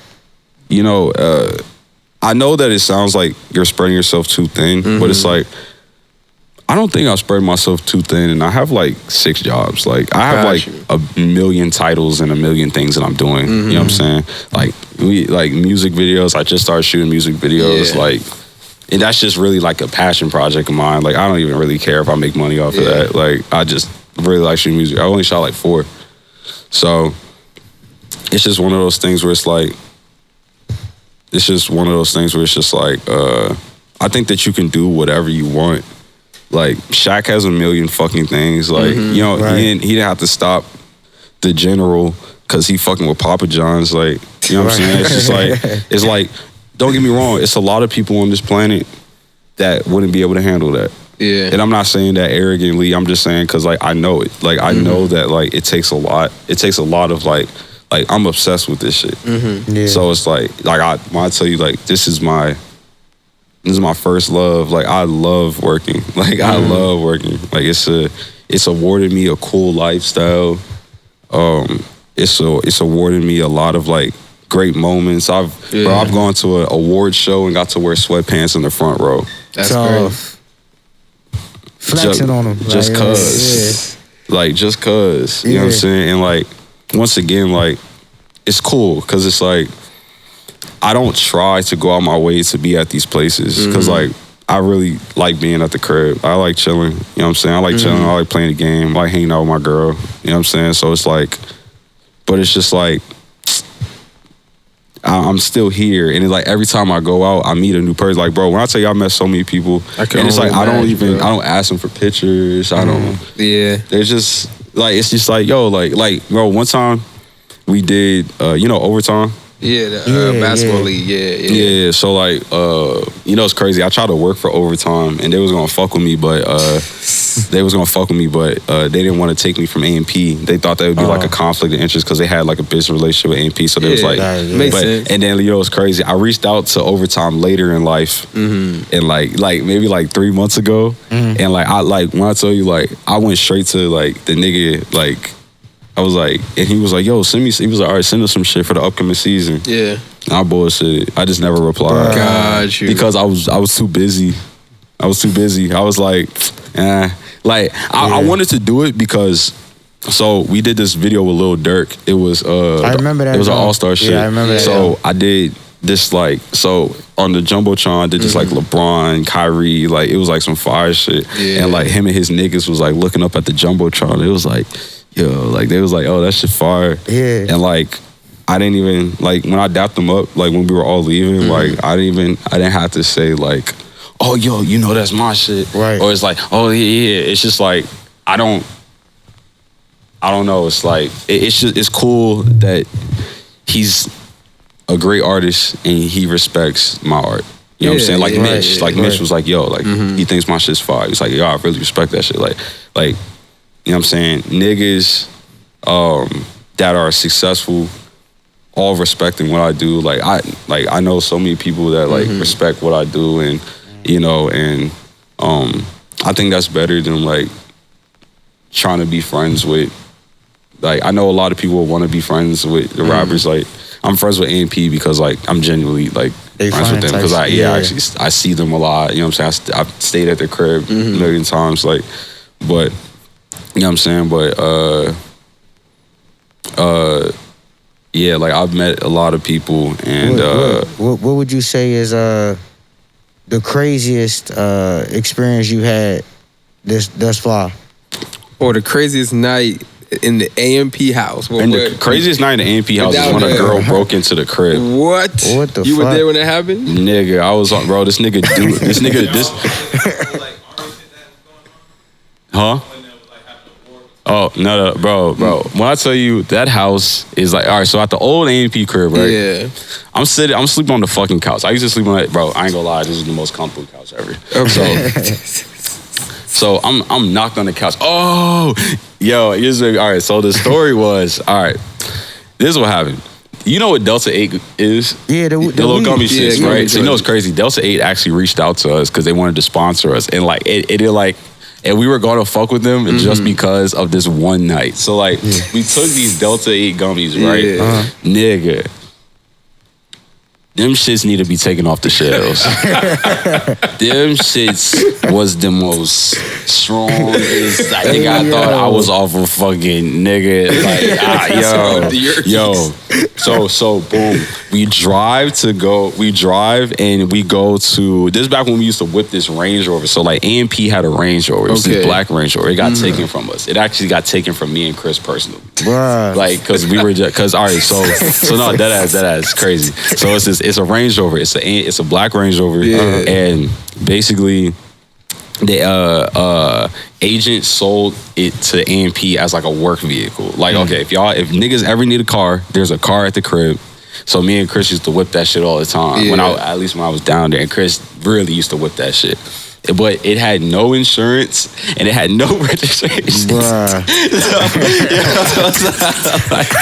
And it's not like, and the crazy part is, it's not like these niggas can't afford it. Yeah. Obviously they can. Yeah, they just didn't give a fuck about the car. No, this is back before. No, this no. No, okay. Agent always had hella cars, but this is before like the 3 Urises and all. Gotcha. So we drove that jaunt to this wreck. It was like a gym. So I went to go ball. Chris just like is recovering from his ACL shit, so he's not hooping. Nigga, why did shit kick in the moment I went to go hoop, bro? Oh my god, I was playing crazy. Like it was just, I felt like Russ. Like it was high energy, a lot of athletic plays going nowhere. It was insane, and it was like, yo, what the fuck is up with this nigga? I was literally like, bro, and you know, I ain't gonna lie, bro. He he don't like he can play basketball, bro. He not really that good, but like he OC athletic. You know what I'm saying? Bro, I'm telling you, bro. I'm athletic, bro. I was blessed with some good genetics, bro. OC like jumping high, bro. I'm fast and shit, like, bro. But like my motor skills was fucked. So then, boom, we drive. Oh, we was bored, so then we drove to Clark Spellman more. Yeah, we were just walking around type shit. Okay. Boom. Went back to the AMP crib, nigga. The second edible started punching me, bro. Sorry, I'm on the ground. Like when I tell you, I'm on the ground at AMP crib, bro. Like we was in that junk rolling up, bro. Yeah. Like I have the picture, bro. I was literally on the ground, like. Like I had to like remember how to breathe. Like nigga, like bro, I'm looking at these big ass No, it was the crazy. And then me and Chris start walking around taking pictures in the reflections of like these big ass like it was crazy. All right, so I'm knocked because I'm finally like y'all say to come down, like y'all say all that shit. I'm knocked. I'm sleeping on the couch. Somebody come wake me up. It's like, yo, it's good. So like I see a gun. And I was shit. yo, and I look and it's Duke, and this nigga Duke is like, he's like, bro, I think somebody broke into the crib. What? I was like, what? He was like, he told us on stream, so it's okay if you he told us on stream. So he was like, I think someone broke into the crib, and I was like, what the fuck? Someone broke into the crib? So he was like, yeah. So like, and then like it was moving. So like it's like these. So in the old crib, right? Yeah. It's like these tall ass walls, and someone scaled the walls and like broke into his, because the crib is huge. It's hard to really. I ain't gonna lie to you. Unless you have 24-hour security, it's hard to secure a mansion. Like, you know what I'm saying? Like these niggas' houses are big as shit. Like I've been in a good amount of really big houses now, and it's like I don't see how you can secure these shelves unless you actually have 24-hour security. Like it's hard. Right. Like it's tough. Yeah. So a girl broke into the crib for Duke, but like we thought it was a robber. Yeah, y'all didn't know what was going on. Bro, like, it was insane. My Like, main question is, did she look good? I didn't see her. Okay. I see her. Like after it was a whole series of events, and then eventually like this nigga Duke, when he actually found, he was like, go to sleep, bro. Yeah. Because he knew who it was. Wait. So when you say you seen a gun, he passed you the gun? No, he had the gun on him. He had the gun on him. Like, because he thought someone broke into the house. Damn. I think he broke in the room, woke you up, and was like, "Here, nigga." No, I'm in the living room. I'm in the living room. I was knocked on the couch, and like he came downstairs, and like he had a dog. He said, on go to him. whoop up. He was trying to handle that. He didn't know who was there. Yeah, bro. It was crazy. That's fucking crazy. I was like, yo, what the fuck? Like, and you know what's crazy? Bro, you know what's really crazy? Yeah. At the new AMP crib, Kai got swatted, right? And I was there. Nigga. Mm-hmm. Why am I asleep? Davis's girlfriend wakes me up. Like, I mean, she knocks on the door, and like I was sleeping on the air mattress in Chris' room. Okay. You know what I'm saying? So Chris was not. He didn't hear it, but I woke up and like I was like, what's good? She was like, there's a SWAT team here or some shit like that. I looked down the hallway. Nigga. Bruh. Why is it a SWAT team? Why did this nigga? So Monty was sleeping on the couch in the front, right? Bro. Why did Monty, Monty woke up to a gun in his face. Bruh. Like, there was a team of niggas in this mansion without anyone hearing a fucking thing. That's when I do. That's the real SWAT. No. Them niggas like got bulletproof vests and I'm shit. talking Like, black ops. Like I thought they was coming to get Bin Laden, bro. Damn. Like I didn't know what was going on. Like, bro, I looked down the hallway and they are deep. Like it was crazy. Like, bro, I was like, why did they? Because like it's this thing where like you like find, I don't know, like you find the IP address of a streamer and you try to like to troll them, you raid their house or some shit. I don't know. It's some internet, I know about that shit. Someone's getting killed. Someone, you know what I'm saying? Some brown shit like that. Corny as hell. No, it's super corny, but like it was crazy. Stop bro. doing corny shit like that. Like, out there, niggas like, what the fuck? Bro, can you imagine that? Like when I tell you, I was like, if them niggas wanted to run, like this nigga Monty said, the entire lawn was filled. Like them niggas must have got dropped out the sky or some shit. Damn. They thought they was trying to run down. I was like, bro, if they wanted to, they would have packed up every single nigga in the house, bro. Everybody. Shit was crazy. Like, I was just like, I just went back to sleep. But it was just like, yo, that's crazy. Like, Nah, that's fucking crazy. Yeah. No. All the time that they do the fireworks shit, I don't go. Good job. I stay away. You were there or not? Good. No, I stay away. Nah, good call. And that's good not. call. That's not my thing. Yeah, that's it not looks my thing. absurd. Yeah, bro. Like, No, it looks fun.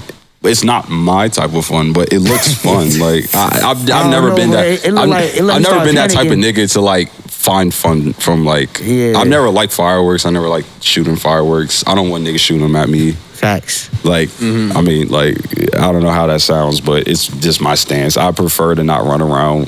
Like, I don't know how that shit works. I don't know how they're like blowing like fireworks at each other. I don't know how that works. And I've seen them light the crate. Like when I tell you these niggas, bro, they're rich. They're buying whatever the fuck they want. I'm talking like it's enough fireworks to fill that corner. Like I've seen it.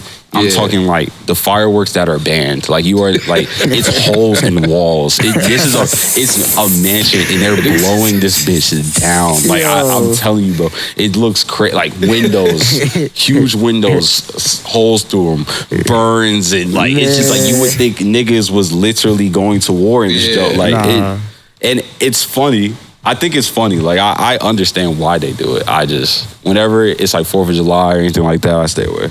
Yeah, it's great content. It's great content, bro. But you know what's crazy? All of those firework videos are getting age restricted and yellow marked, and YouTube doesn't fuck with those videos. Damn, like so niggas if you even show, bro, when Chris did his firework video.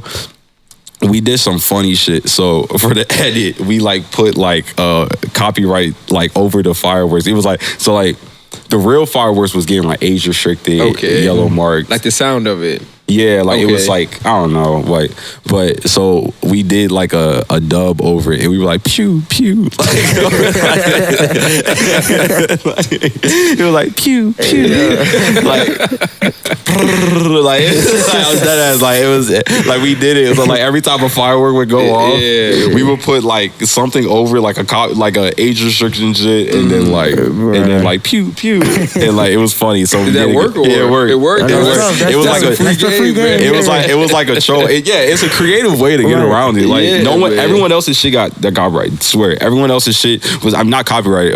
Age restricted, right? Yeah, demonetized. All of their channels were getting demonetized. But like our shit, it was straight. Gotcha. And it seems that you have the YouTube caption algorithm kind of game plan down packed. Hell nah. Oh, you don't? Okay. Hell nah. I'm not gonna lie to you, bro. I'm not gonna lie to you, bro. That's the thing I don't got. I don't know the algorithm. Like we just make stuff, and luckily enough, it just we works. Make good things. Like I just always try to like make tasteful things, and it's just like if it's good. Especially like if it's good and you have the platform, niggas is gonna fuck with it. Like I don't really like make videos like I didn't make the NXT show thinking of like honestly that show is like against the algorithm. Like but we made it because we just wanted to make it. Yeah. You know what I'm saying? Chris's channel, I don't direct on his shit and all these other things. Like with the idea of like, damn, like we gotta tackle the algorithm. Like what would go viral or something? Yeah, we don't think like that. Nah, because I'm not a nigga that be on the. I don't care about like the internet's opinions. I like the internet because it makes me money. I don't care about the internet. So it's like I don't really think you have to care what fucking like is viral. I think it's good if your brand is to be viral. Right. Like if you're a Twitch streamer, and you're reacting to content. Yes, you should probably go with the wave. That makes sense. But like if you're making art and you look at it like art and I'm not looking at it like, oh, I'm making content or some shit like that. Because I feel like once you put the word content, it kind of like, it degrades like, it degrades it a little bit. So it's like, if you're making good art, and I've always been blessed with the opportunity to make good art, you know what I'm saying? Like, because like even when I was a kid, like I was fire when I was a kid, like genuinely. Like, so it's like I used to paint, you know this. You like, still paint? You don't paint no more? Yeah. But like my man's makes me want to paint. You know V's, the rapper? Yeah. You know that the cover, the Ganger cover? Nah, but I'm gonna check it out. Yeah, I know what you're talking about. You know the cover? My man's Vane made that jump. No, that nigga, bro. I told you that nigga fire. Oh yeah. So we did a collab with Vane. For y'all? So we did for the NXT show. We did a collab with Vane. For the shit, it was fire. You gotta cut this part out. I got you. I'm gonna say it to them. So like, it was fire because like, bro, niggas made like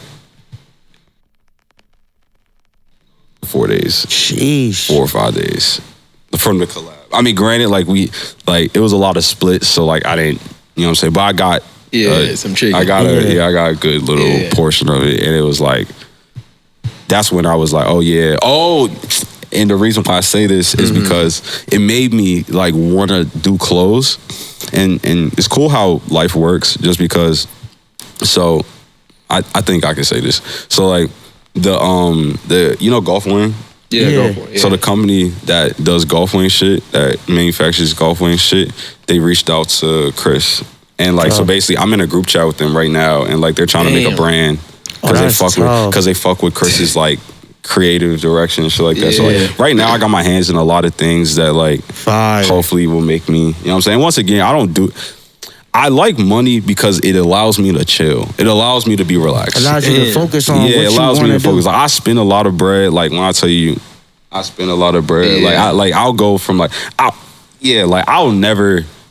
probably never be like broke. Like, you know what I'm saying? Like, cause like I always have bread coming in because I have investments and like, you know what I'm saying? Just the shit that I have my hands in.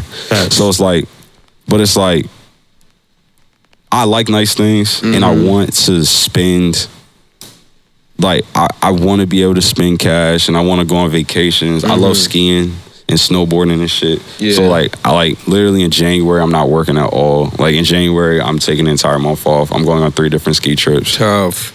So it's like, that's what comes with money. You know what I'm saying? Yeah. But, like, money's not, it just makes life easier. And so that's why, like, sometimes I'll get caught up in chasing it. And you know, it's crazy because, like, those months where I do make the most money, I was grinding so hard that like the month after, I never do the same thing because I'm too tired.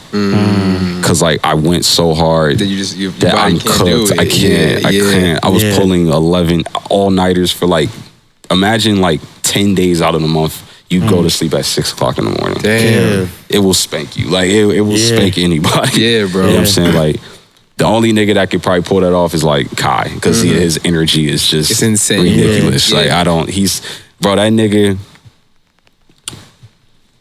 he got it. Like that nigga, he got it. Like, you know what I'm saying? I really do respect all 6 of them, but you know what I'm saying? Like, that nigga Kai is that once in a generation. Like you can't even like, dog, like that's not even like seeing it for myself, like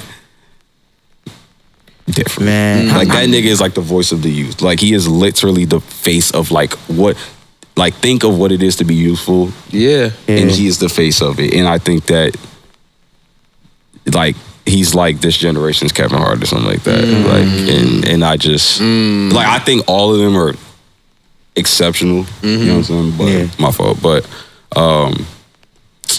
yeah. How much time we got left on the joint? Okay. Bet. Now I wanted to kind of like give you your flowers and shit. Yeah. I got one question. What's up? I think that's a good transition. So like real quick, it seems that you're not like driven by social proof, where like so many content creators that I meet, they get validation from the views that come from the art. Even if they believe in the art, if the internet does not validate their art with support, they feel it's not successful. Like, would you feel as successful if you were making the same money from these videos and from these animations, but opposed to having 4 and 5 million, they had 3 and 400? Would you feel any less successful? Fuck no. Bro. Let me talk to whoever needs to hear this. It's about money, not about fucking, it's about success and having a life where your fucking family is taken care of and you're fucking like retired and you can buy whatever car you want. Yeah. Your mother never has to wake up again. And bro, if you making money, that's the goal. Like social fucking approval. Do you know how many niggas have followers and no bread? Most of them, for real. No, I'm not gonna. You got a different stat, but I'm just saying, like, there are some though. Yeah, for sure. You know what I'm saying, like, cut that. Okay. Yeah, we got you. Yeah. Look.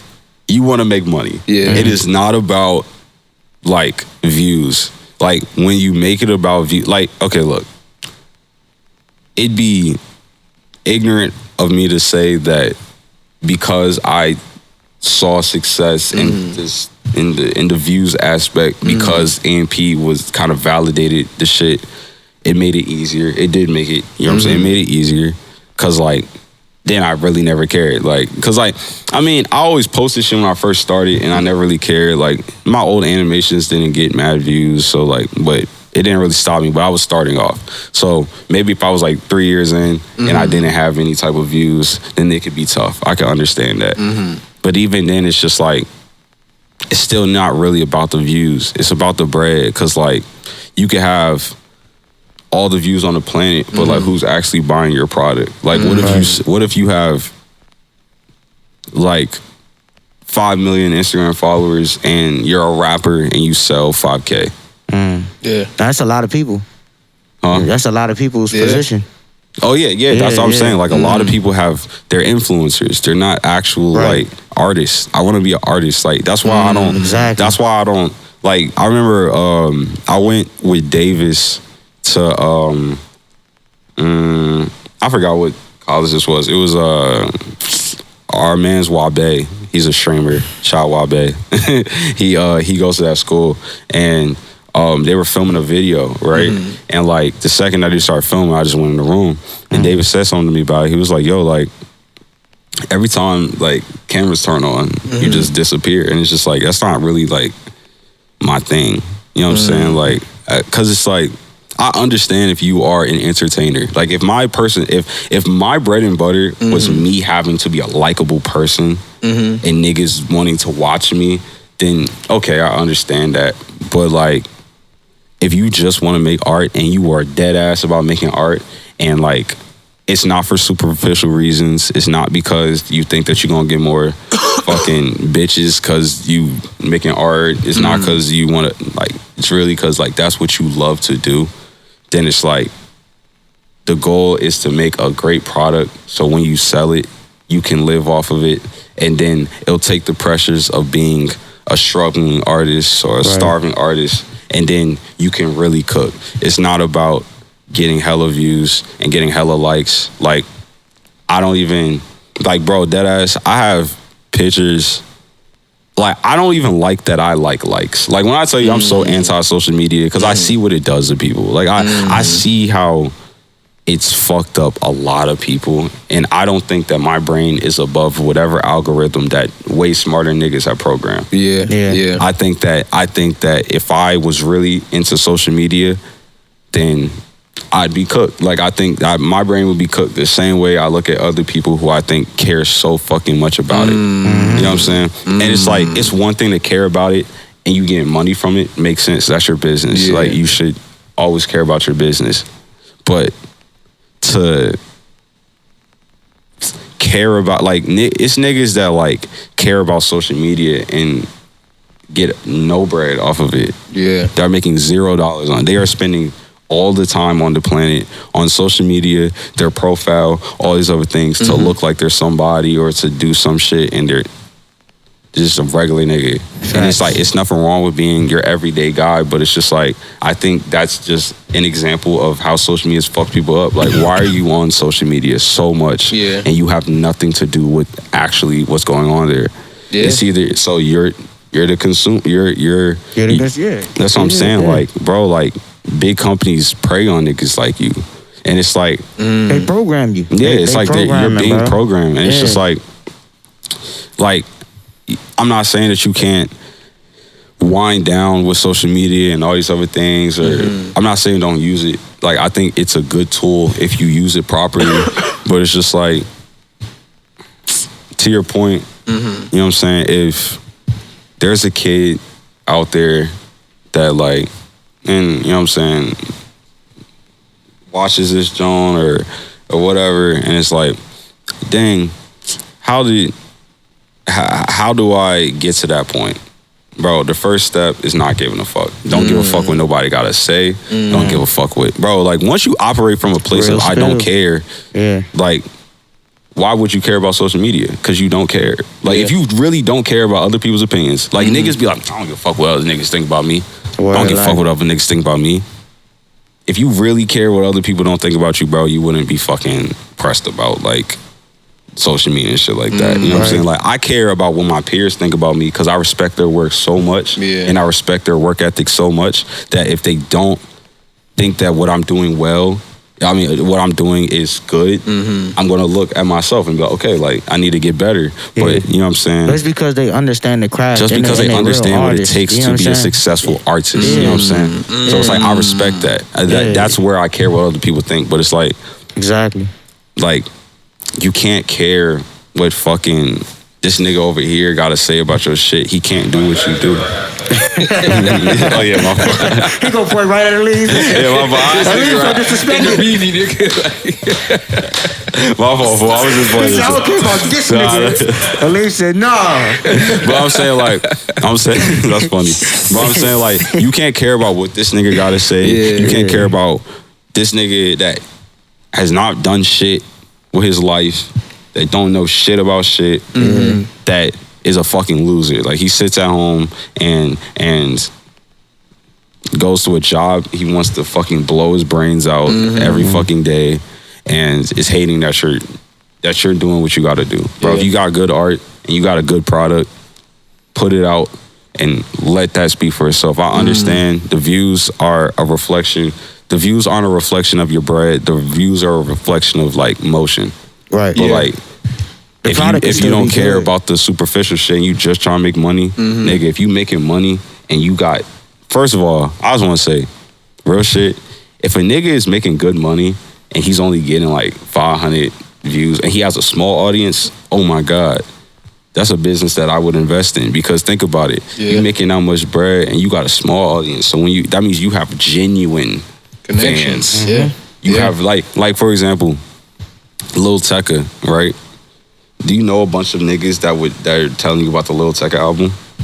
I love Lil Tecca. I think he's great. Jair played me that one song with the But I'm saying, but you're not like, it's not like people all around you that's like, yo, like listen to Lil Tecca, listen to Lil Tecca. He's still selling well. You know why? Because he has genuine fans that give a fuck about him. Like that ratio, like, you know what I'm saying? Like Chris, for example, like you click on a Chris video, bro, that shit got like 80,000 likes.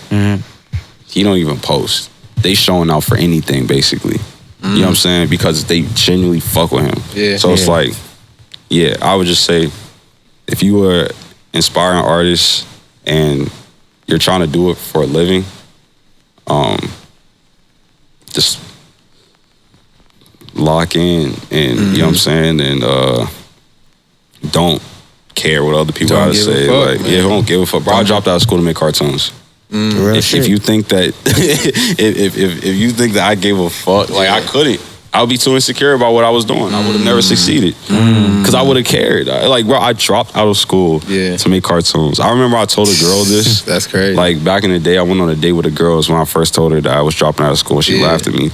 Damn. That ass. She like chuckled. Like she thought I was joking. Like she was like, to do what? Yeah. That ass. Where is she at now? I get more money to her. Not cut that out. That sounds bad. No, I'll leave it that one. No, I feel you. That's crazy. I'm living a better life than her. For sure. Definitely. And fuck her. That does sound crazy from the outside perspective. Like, yo, I'm dropping out of school to go draw cartoons, but you see something that the world doesn't see. You feel for sure. Like, and you know, like I thought I was fire. Like I always thought I was fire. Like I don't think that I became fired because EMP grabbed me. I think I was always fired. Oh, you know what I'm saying? Like I didn't just become good just because like you was in the gym putting in work. Yeah, I was putting in work. So like when it was my time to move up from undrafted to the you know what I'm saying? To you know what I'm saying? When you told me that last story, and after this I'm a loop it your way, but that moment where Kai put your animation on his stream, like if that was not far from the hours you put in, I think your entire trajectory would be different. But like he didn't, there was no check on it, there was no checks and balances. You just put that shit in there and then shit went crazy. And if you didn't put the hours in the gym, it might have not been crazy. And if niggas been like that shit, bro, I would have got, my career would have ended before it started. That's what I'm saying. That moment there could have changed everything, bro. Like, but I was ready. Yeah, you were ready. You know what I'm saying? And like, you know, it's about being clutch, and it's about like, you know what I'm saying? Like, if life is 4th and inches, like it's this one bar. This nigga Paco, you know Paco Panama, right? Yeah. So I know Colt, his producer. So like, I didn't know who Paco was until I met Colt. Okay. So shout out Colt. Yeah, definitely. Beats go crazy. This is one Paco song. He was like, my life's like 4th and inches, and I ain't going for the punt. And it was like, that's like some shit that I always like thought about. Like, it's like you could turn back, you could punt the ball. Like, it's gonna sound weird, but it's like you can punt the ball, and it would be the safe bet. You're right. Yeah. You know what I'm saying? It really would. Like, you know what I'm saying? It's really is it worth this risk, bro? You know what I'm saying? Is it worth taking that risk? Is it worth saying, let's live to see another day?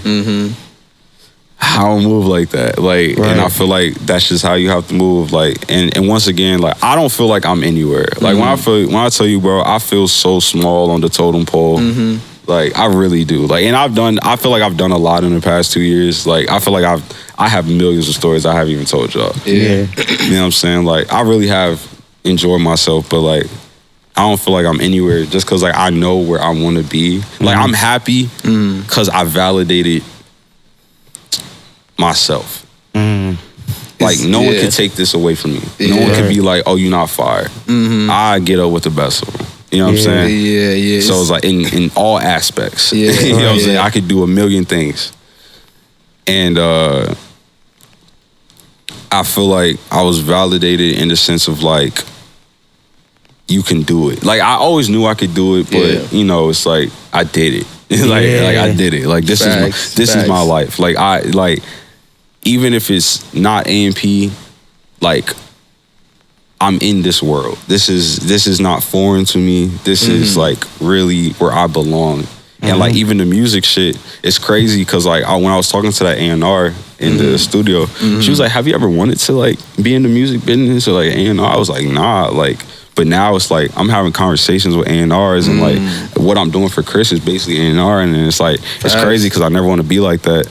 And it's like, you know, like, it's funny because my dad used to do shit like that, and I never wanted to do shit like that. But like now it's like the natural progression. It's like that's why I feel like it's meant for me, because it's like I don't try to be in these rooms. I don't try to like.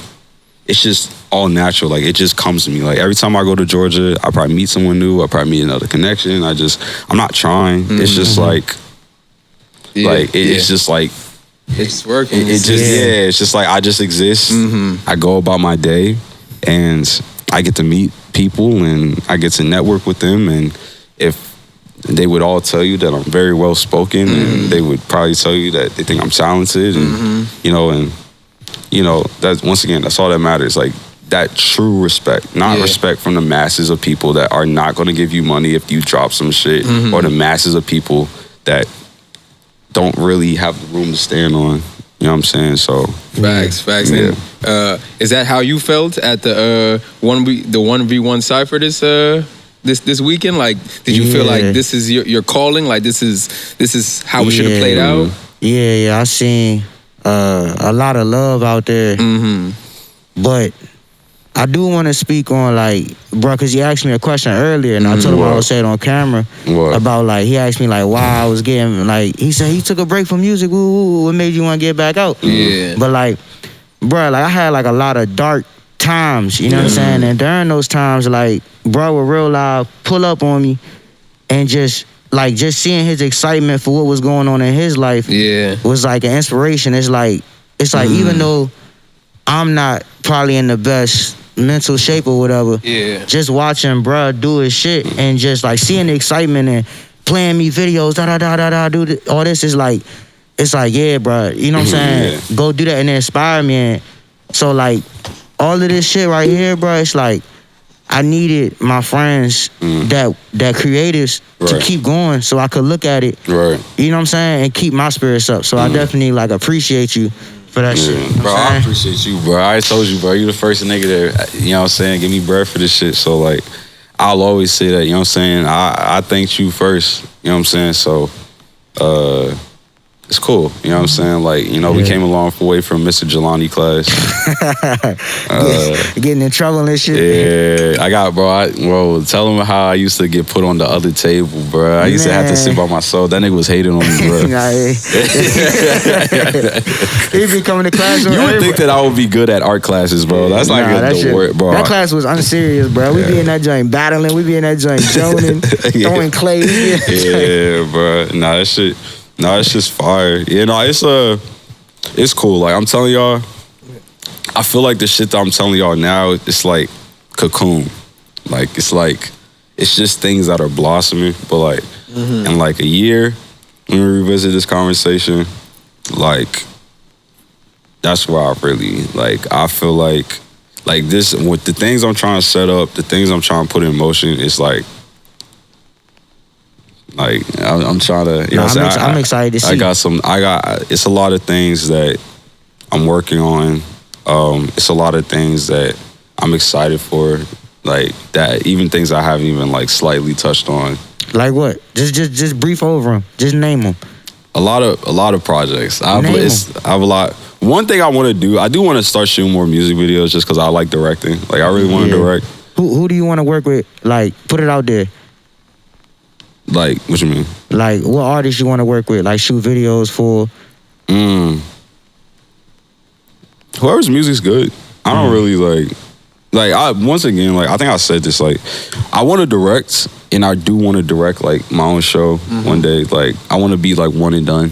Deadass. Like, I want to make, like, a fire-ass television show one day and never make anything. Like, I just want to, like, that's just, like, a bucket list. Like, my professional achievements, like getting that office, you know what I'm saying? Like, and you know what I'm saying, all these other things, like my professional achievements are just like, it feels like I'm playing a video game. Like, it feels like I'm just like completing a bunch of side quests and main quests, and I'm just enjoying myself. And it's just like, it's fun. So it's like, right now, I conquered the animation shit. Like, I'm a great animator. Like, I can literally be like, yo, like, I'm a legendary animator. Like niggas gonna be like, bro, like, you know, niggas that make cartoons, I'm legendary, bro. And niggas be like, what? And I'd be like, no, deadass. Like, and I would just go through my whole catalog. They'd be like, yo, like, that's such a weird life to have. Like, no, really, like, I was in when I was in QC Studio, bro. They asked what I do, bro. I make cartoons. Like, that's the first thing I'll tell you. Yeah, I make cartoons just because it's funny to me. It's like, when I was a kid, like, I used to read Shonen Jumps and watch anime and all this other shit, and now that's your life. And now, like, that's my life. You know what I'm saying? And like, I get to make it look cool. You know what I'm saying? Like, I get to, like, and once again, like, all the black animators, those my homies. And it's like, it's crazy because, like, even one of them niggas, like, I try to work for this nigga like forever ago, and like I DM him, and like later in life, that's my man's. Shout out to Yo-Yo. Like, he just hit 1 million subs. Shout out to him. Shout out to Yo-Yo. You know what I'm saying? Like, shout out to them niggas. Like, shout out to Stanley. But that makes me happy to hear that in that world, the black creators are in touch. You know what I'm saying? Because sometimes you hear about egos and all that, but it's like, it seems like all of y'all in that field that's dope have like a respect and a know. And you know what I want to say? Like, I don't know how it's going to be in music. We'll see when we revisit this conversation in a year. But the content, like YouTube, you know what I'm saying, like Twitch space, it's very welcoming. Like, it didn't feel like standoffish. It didn't feel like, dang, like it's politics and all these other things. Like, it's just niggas just trying to create. Like, they're as down to earth as a bunch of young rich niggas would be. Like, you know what I'm saying? Like, all of them. Like, they're really, when I tell you they really feel like regular niggas. Like I've met a lot. Like, when I say I've met a lot of people, bro, I met 21 Savage, met Yachty, DDG, like, you know what I'm saying? I met all these niggas, and it's like, they feel like rappers. I don't know how to explain it. Like, they feel like rappers. They feel like, I'm not gonna say larger than life. Like, I think they're niggas with money. Yeah. Shout out to them. They're very successful. I think they're great artists. You know what I'm saying? I seen 21 Savage in concert. Like, he's one of my favorite rappers. You know what I'm saying? Mm-hmm. But like, they do feel different, if that makes sense. It's the top streamers. Don't. You can't be. Yeah, that's what they are. Yeah, the top streamers. The top streamers make more money than rappers. Like, no, for sure. The top streamers make more money than rappers. But what's the most the streamers make? Like, what's the top streamer making a monthly basis? You're gonna have to cut this entire part. I will answer your question, but like, you have to cut this entire part. I know a nigga that makes like 10 a month. Damn. Who? A month. Who? Kai? I know a couple. Damn, I'm not bro. joking. I know, you know how many millionaires I know, bro. I have so many millionaires in my phone. Like, yo, my phone never got hacked. Like, so many niggas to be leaked. Just cause like work shit. Like, I know CEOs. I know like white rich niggas. Like that's tough. I know. I know a bunch. Word. It's a lot. I'm telling you, that money is. It's really there. Man, that money is crazy. Like, I ain't gonna lie to you, bro.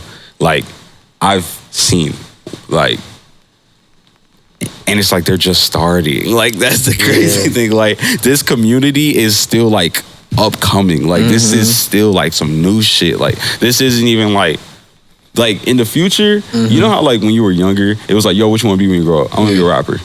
Yeah. You know what I'm saying? Like, that was like, bro, these niggas gonna be, I want to be Phantom.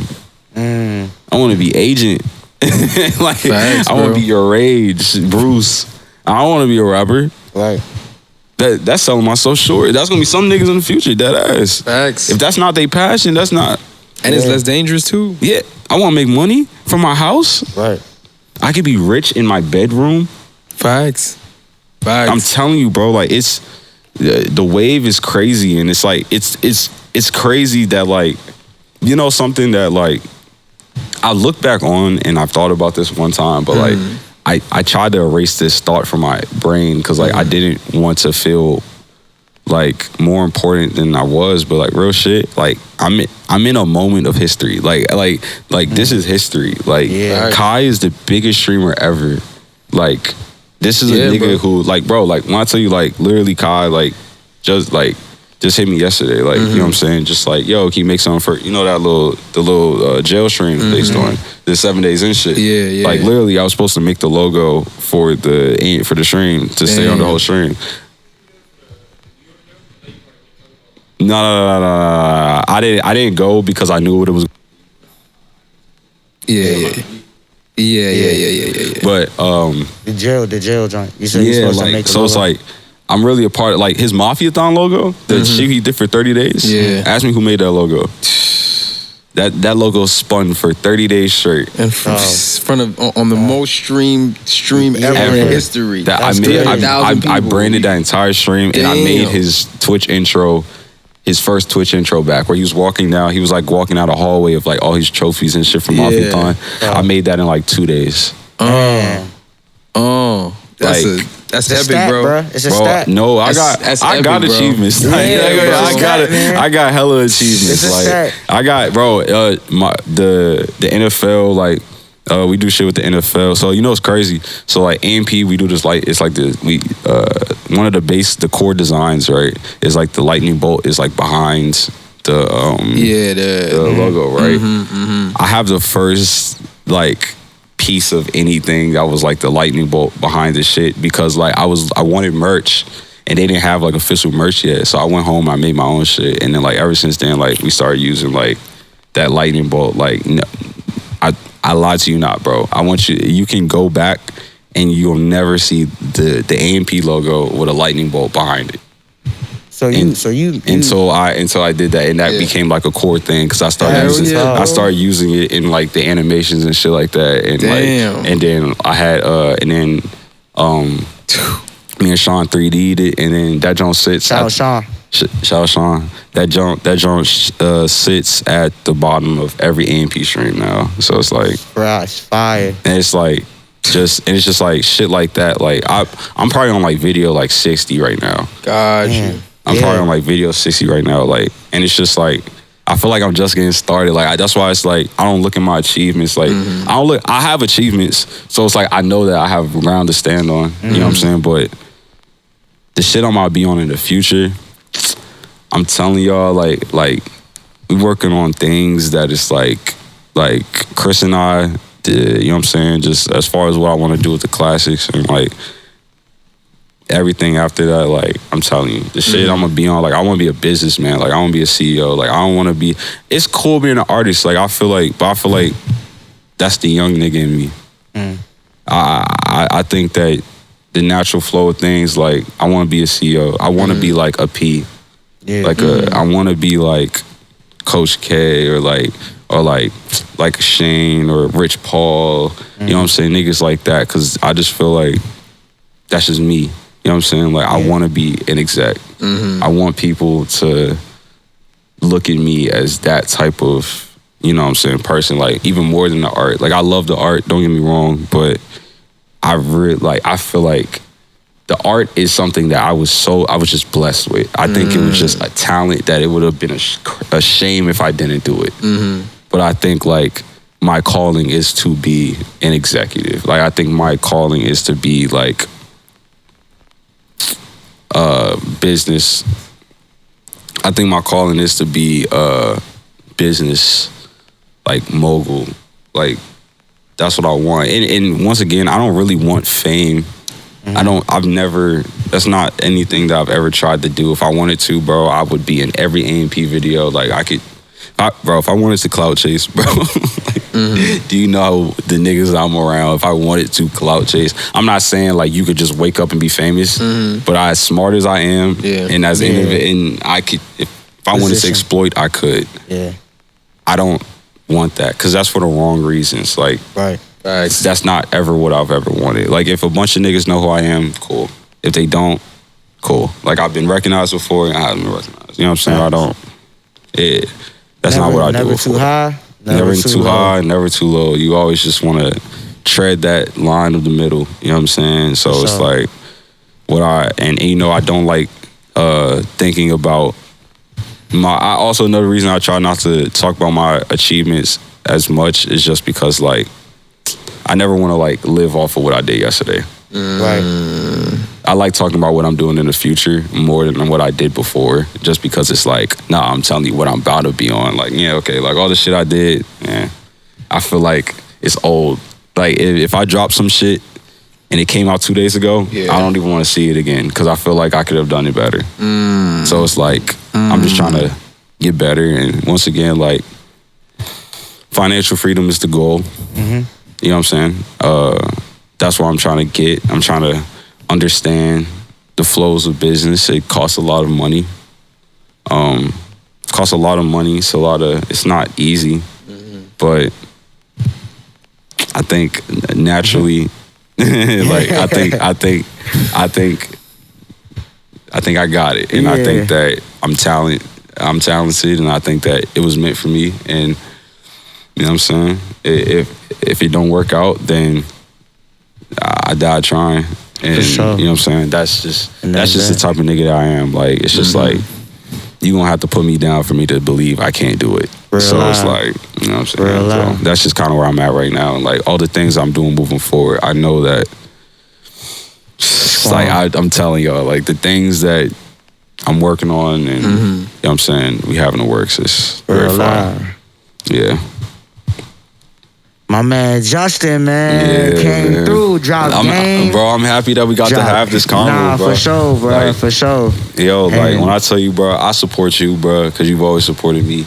And it's like, man. I don't really support most. I'm not gonna lie to you. I'm not like the biggest, like, support niggas because they from home. Support niggas because they, like, there's only a couple niggas I know from home that, like, I really fuck with. For sure. That's like my team, Foggy. Shout out to Foggy Raw. Shout out to Foggy Raw. Shout out to D. That's his manager. Word. Shout out to D. Foggy. Shout out Colt. For those fire beats. You know what I'm saying? I love Paco's music, and I know that Colt plays a big part in that. So shout out Colt. I haven't talked to him in a minute, but you know what I'm saying? let me see. Yeah, and just so like you one of them niggas, like, you know what I'm saying, that I really support from home, and like appreciate it. If you're ever in Georgia, when I'm in Georgia, I would love to just introduce you to all the right people, because I know that it's not many people like that up here. Like, it's not a good community for creatives up here. Yeah. So, and that would be crazy, because you know I used to live in Atlanta, so it's like my experience out there was not to be networking and shit. It was a little different. But you know, we go back out there. Yeah, no, I'm gonna get a crib when I get rich, bro. I'm getting a big ass house in Georgia. I already know the neighborhood. The neighborhood. What area? I took a picture of it. Okay. We'll talk about it later. 1v1 podcast, man. Art first, life second. Just in time. Thank you, guys. Ajaleen, Lil John, 1v1. Yes, sir. Cool. Nigga. Good shit, bro.